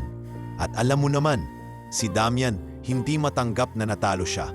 Muling bumalik sa alaala ni Elmer ang araw ng unang engkwentro nila ni Damian sa hangar. Kung paanong ipinahiya siya nito at sinaktan. Noon, wala siyang lakas para lumaban. Pero ngayon, hindi na siya yung dating lalaking inaalipusta. Ngunit sa kabila ng kapangyarihan niyang pwedeng gamitin, pinili pa rin ni Elmer na dumaan sa tamang proseso. Ayaw niyang gumanti gamit ang parehong paraan ng taong naging dahilan ng takot niya noon. Isang araw, habang nasa conference sa Makati si Elmer kasama ang ibang innovators, pinatigil ng MC ang programa para bigyang daan ang isang urgent announcement. Laking gulat ng lahat nang makita sa screen ang isang leaked video. Si Damian, kasama ang ilang tauhan nito, ay nahuling kinukuhanan ng under-the-table deal mula sa isang kilalang supplier. Pati ang pangalan ni Elmer ay nabanggit sa usapan. Alam mo naman yun si Elmer, hindi marunong makisama. Gusto lahat legal. Sa panahon ngayon, hindi ka uunlad sa kakabanal, ani Damian sa video. Kasunod ang hagikgikan ng mga kasabwat. Nag-ingay ang buong venue. Ang mga dati nagdududa sa integridad ni Elmer ay tila napako sa upuan. Biglang may lumapit na reporter sa kanya sa audience. Sir Elmer, may komento po kayo sa video na ito? Tahimik muna si Elmer. Ramdam niya ang init sa batok. Hindi dahil sa galit, kundi dahil sa bigat ng panahong nilabanan niya para makarating sa kinalalagyan niya ngayon. Muli niyang naramdaman ang pait ng mga panahong pinagsabihan siyang wala siyang mararating. Wala po akong intensyong magdiwang sa kapahamakan ng iba. Pero sa mga panahong ito, pinapatunayan lang na may saysay ang tahimik na pakikibaka, ang integridad at ang paninindigan. Sagot niya, palakpakan. Maging ang mga kasamahan sa industriya ay lumapit upang ipahayag ang paghanga sa kanyang pagtitimpi. At mula sa araw na yon, muling nabuhay ang pagtitiwala ng mga investor sa kanya. Ang mga umatras, bumalik. Ang mga dating nagduda, ngayon ay lumalapit upang makipagsanib puwersa. Pagbalik ni Elmer sa probinsya, sinalubong siya ng buong Innovation Hub staff ng parakpakan. Ilang scholars ang lumapit sa kanya. May ilan pang nagsabing siya ang inspirasyon nila para magpatuloy sa pag-aaral kahit wala silang panggastos. Sir Elmer, ani ng isa sa mga estudyante, salamat po kasi pinili niyong maging matino sa mundong puno ng daya. Kung hindi dahil sa inyo, baka akala ko normal lang ang mandaraya. Lumapit si Elmer, kinawakan ng balikat ng binata at tumango. Hindi madaling maging tapat. Pero hindi mo kailangang marumi para lang magtagumpay. Sa gabing yon, habang nasa rooftop siya ng building, dumating si Isabel. Bitbit nito ang 2 tasa ng kape. Tahimik silang umupo sa tabi ng isa't isa. Hindi mo siya siniraan, Elmer. Kahit pwede mo, hindi ko kailangan gawin ang ginawa niya. Mas gusto kong magtagumpay dahil sa sipag, hindi sa paninira. Napangiti si Isabel. Yan ang dahilan kung bakit kahit ano pa ang mangyari, ikaw pa rin ang pipiliin ko. Nagkatitigan sila. Walang halik, walang yakap, pero may kasunduan sa mata na sa kabila ng lahat, nanatili silang totoo sa sarili at sa isa't isa. Habang pinapanood ni Elmer ang liwanag ng mga poste sa paligid ng kanyang pinaghirapang Innovation Hub, alam niyang ito na ang bunga ng pagtitimpi ng tahimik na paghihiganti na ginamitan ng prinsipyo imbes na galit. Hindi ito matatamis na tagumpay, pero ito ay tunay. At minsan, yun ang higit na mahalaga. Nakatayo si Elmer sa tapat ng isang private hangar na bagong itinayo malapit sa gilid ng lumang paliparan. Habang nilalanghap niya ang preskong simoy ng hangin, natanaw niya ang eroplano na siya mismo ang nagdisenyo at tumulong buhayin mula sa pagiging lumang kalawangin. Sa ibabaw nito, isang malaking banderang puti ang nakakabit. May nakasulat, pag-ibig na lumipad mula sa lupa hanggang sa himtawid. Halos hindi makapaniwala si Isabel habang binabasa iyon. Ikaw ba ang may pakana nito, Elmer? Tanong niya habang dahan-dahang nilalapitan ang binata. Tumango si Elmer. Sabi ko noon, pag napagana ko ang eroplano, papakasalan mo ako. Hindi ko lang alam na totoo pala sa iyo yun. Ngumiti si Isabel, may luha sa gilid ng kanyang mata. Ang totoo, noon pa lang, kahit hindi mo pa naaayos ang eroplano, ikaw na ang gusto kong makasama habang buhay. Pero pinili kong subukan ka. Gusto kong malaman kung gaano ka katotoo sa mga pangarap mo, sa mga salita mo at higit sa lahat, sa pagmamahal mo. Lumapit si Elmer, marahang kinuha ang kamay ng dalaga. Hindi lang eroplano ang inayos ko, Isabel. Inayos ko ang sarili ko. Sa bawat piyesang inangkop ko sa lumang makina, natutunan kong ang tibay ay hindi lang sa materyales, kundi sa paninindigan. Nagsimula ng tumugtog ang malambing na musika sa paligid. Dumarating ang mga piling bisita, mga kaibigan nilang kapwa-inhinyero, ilang scholars mula sa Innovation Hub, pati na rin ang mga taong minsan ay hindi naniwala kay Elmer. Pero ngayoy naroon upang saksihan ang bunga ng kanyang pagpupunyagi. Wala silang grandeng altar, walang magarang simbahan. Ang mismong eroplano ang nagsilbing simbolo ng kanilang pag-iisang dibdib. Isang pagsasama na itinayo hindi sa payamanan kundi sa pangarap, pawis at tiwala. Dito tayo ikakasal, Isabel, ani Elmer habang binubuksan ang pinto ng eroplano. Dito nagsimula ang lahat. Dito ko ring gustong simulan ang buhay na kasama ka. Sa loob ng cabin, inayos na ito bilang maliit na ceremonial hall. May bulaklak sa gilid at isang huwes ang naghihintay. Nakasuot ng simpleng off-shoulder dress si Isabel habang si Elmer ay naka-light gray na suit. Walang sobrang dekorasyon pero puno ng dignidad ang kanilang tindig.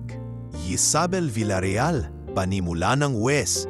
Tinatanggap mo ba si Elmer Cruz hindi lamang bilang lalaking minahal mo sa gitna ng hamon sa buhay, kundi bilang katuwang sa bawat bukas, sa hirap man o ginhawa? Napatingin si Isabel kay Elmer. Oo, at higit pa roon, tinatanggap ko siya bilang lalaking hindi kailanman sumuko sa sarili niyang prinsipyo. At sa puso ko, siya ang lalaking higit pa sa milyonaryo dahil pinayaman niya ang mundo ko. Tumulo ang luha sa pisngi ni Elmer. Elmer Cruz, wika naman ng Wes. Tinatanggap mo ba si Isabel? Hindi lamang bilang babaeng hinamon ka sa panahon ng pahirapan, kundi bilang kabiyak na susuportahan mo sa bawat hakbang ng buhay? Ngumiti si Elmer. Oo, siya ang babaeng nagturo sa akin na ang pag-ibig ay hindi lang romansa kundi pagtutulungan, na ang tunay na yaman ay hindi makikita sa account balance kundi sa dami ng dahilan para ipagpatuloy ang laban. Matapos ang matamis na I do, kasabay ng pagkumpas ng huwes, nagsimula ang mababang lipad ng eroplano. Isang ikot lamang sa himpapawid bilang simbolikong pagsisimula ng kanilang bagong kabanata. Habang nasa ere, tinanaw ng mag-asawa ang buong komunidad sa ibaba. Ang Innovation Hub, ang lumang bahay ni Elmer, ang eskinita kung saan siya minsang nagbenta ng sirang spare parts, at ang dating lumang tambayan nila ni Tata Ben. Parang panaginip, bulong ni Isabel habang nakatingin sa ilalim. Ang dati mong mundo, ngayon isa ng alaala ng tagumpay. Hindi ko makakalimutan ang pinagmulan ko, sagot ni Elmer, dahil dun ko napatunayan kung sino talaga ako. Maalipas ang ilang linggo, dumagsa ang mga artikulo tungkol sa kasal sa eroplano ng isang bilyonaryang babae at ng dating mahirap na mekaniko. Pero higit sa romantic angle, pinuri ng marami ang aral ng kanilang kwento, na ang pagmamahal, kapag itinaya sa tamang dahilan, ay kayang buhatin ang tao sa pinakamataas na pangarap, tulad ng isang lumang eroplano na muling pinaandar upang dalhin sila sa bagong simula. Pagbalik sa lupa, sinalubong sila ng puting lobo, palakpakan at yakap ng mga taong sumaksi sa kanilang pag-ibig. At mula sa araw na iyon, ang dating sirang eroplano ay tinawag ng mga taga-baryo bilang himpapawid ng pangarap.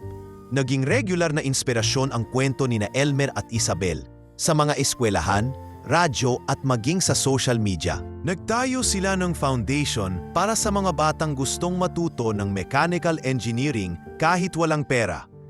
Si Elmer, bagamat bilyonaryo na, ay araw-araw pa ring makikitang may grasa sa kamay, nagtuturo ng libreng lecture sa ilalim ng isang lumang payong sa harap ng hangar. At tuwing lumilipad ang himpapawid ng pangarap sa himpapawid, sumisigaw ang mga bata sa ibaba ng, "Si Kuya Elmer yan! Siya ang lalaking nangarap at minahal ng tapat."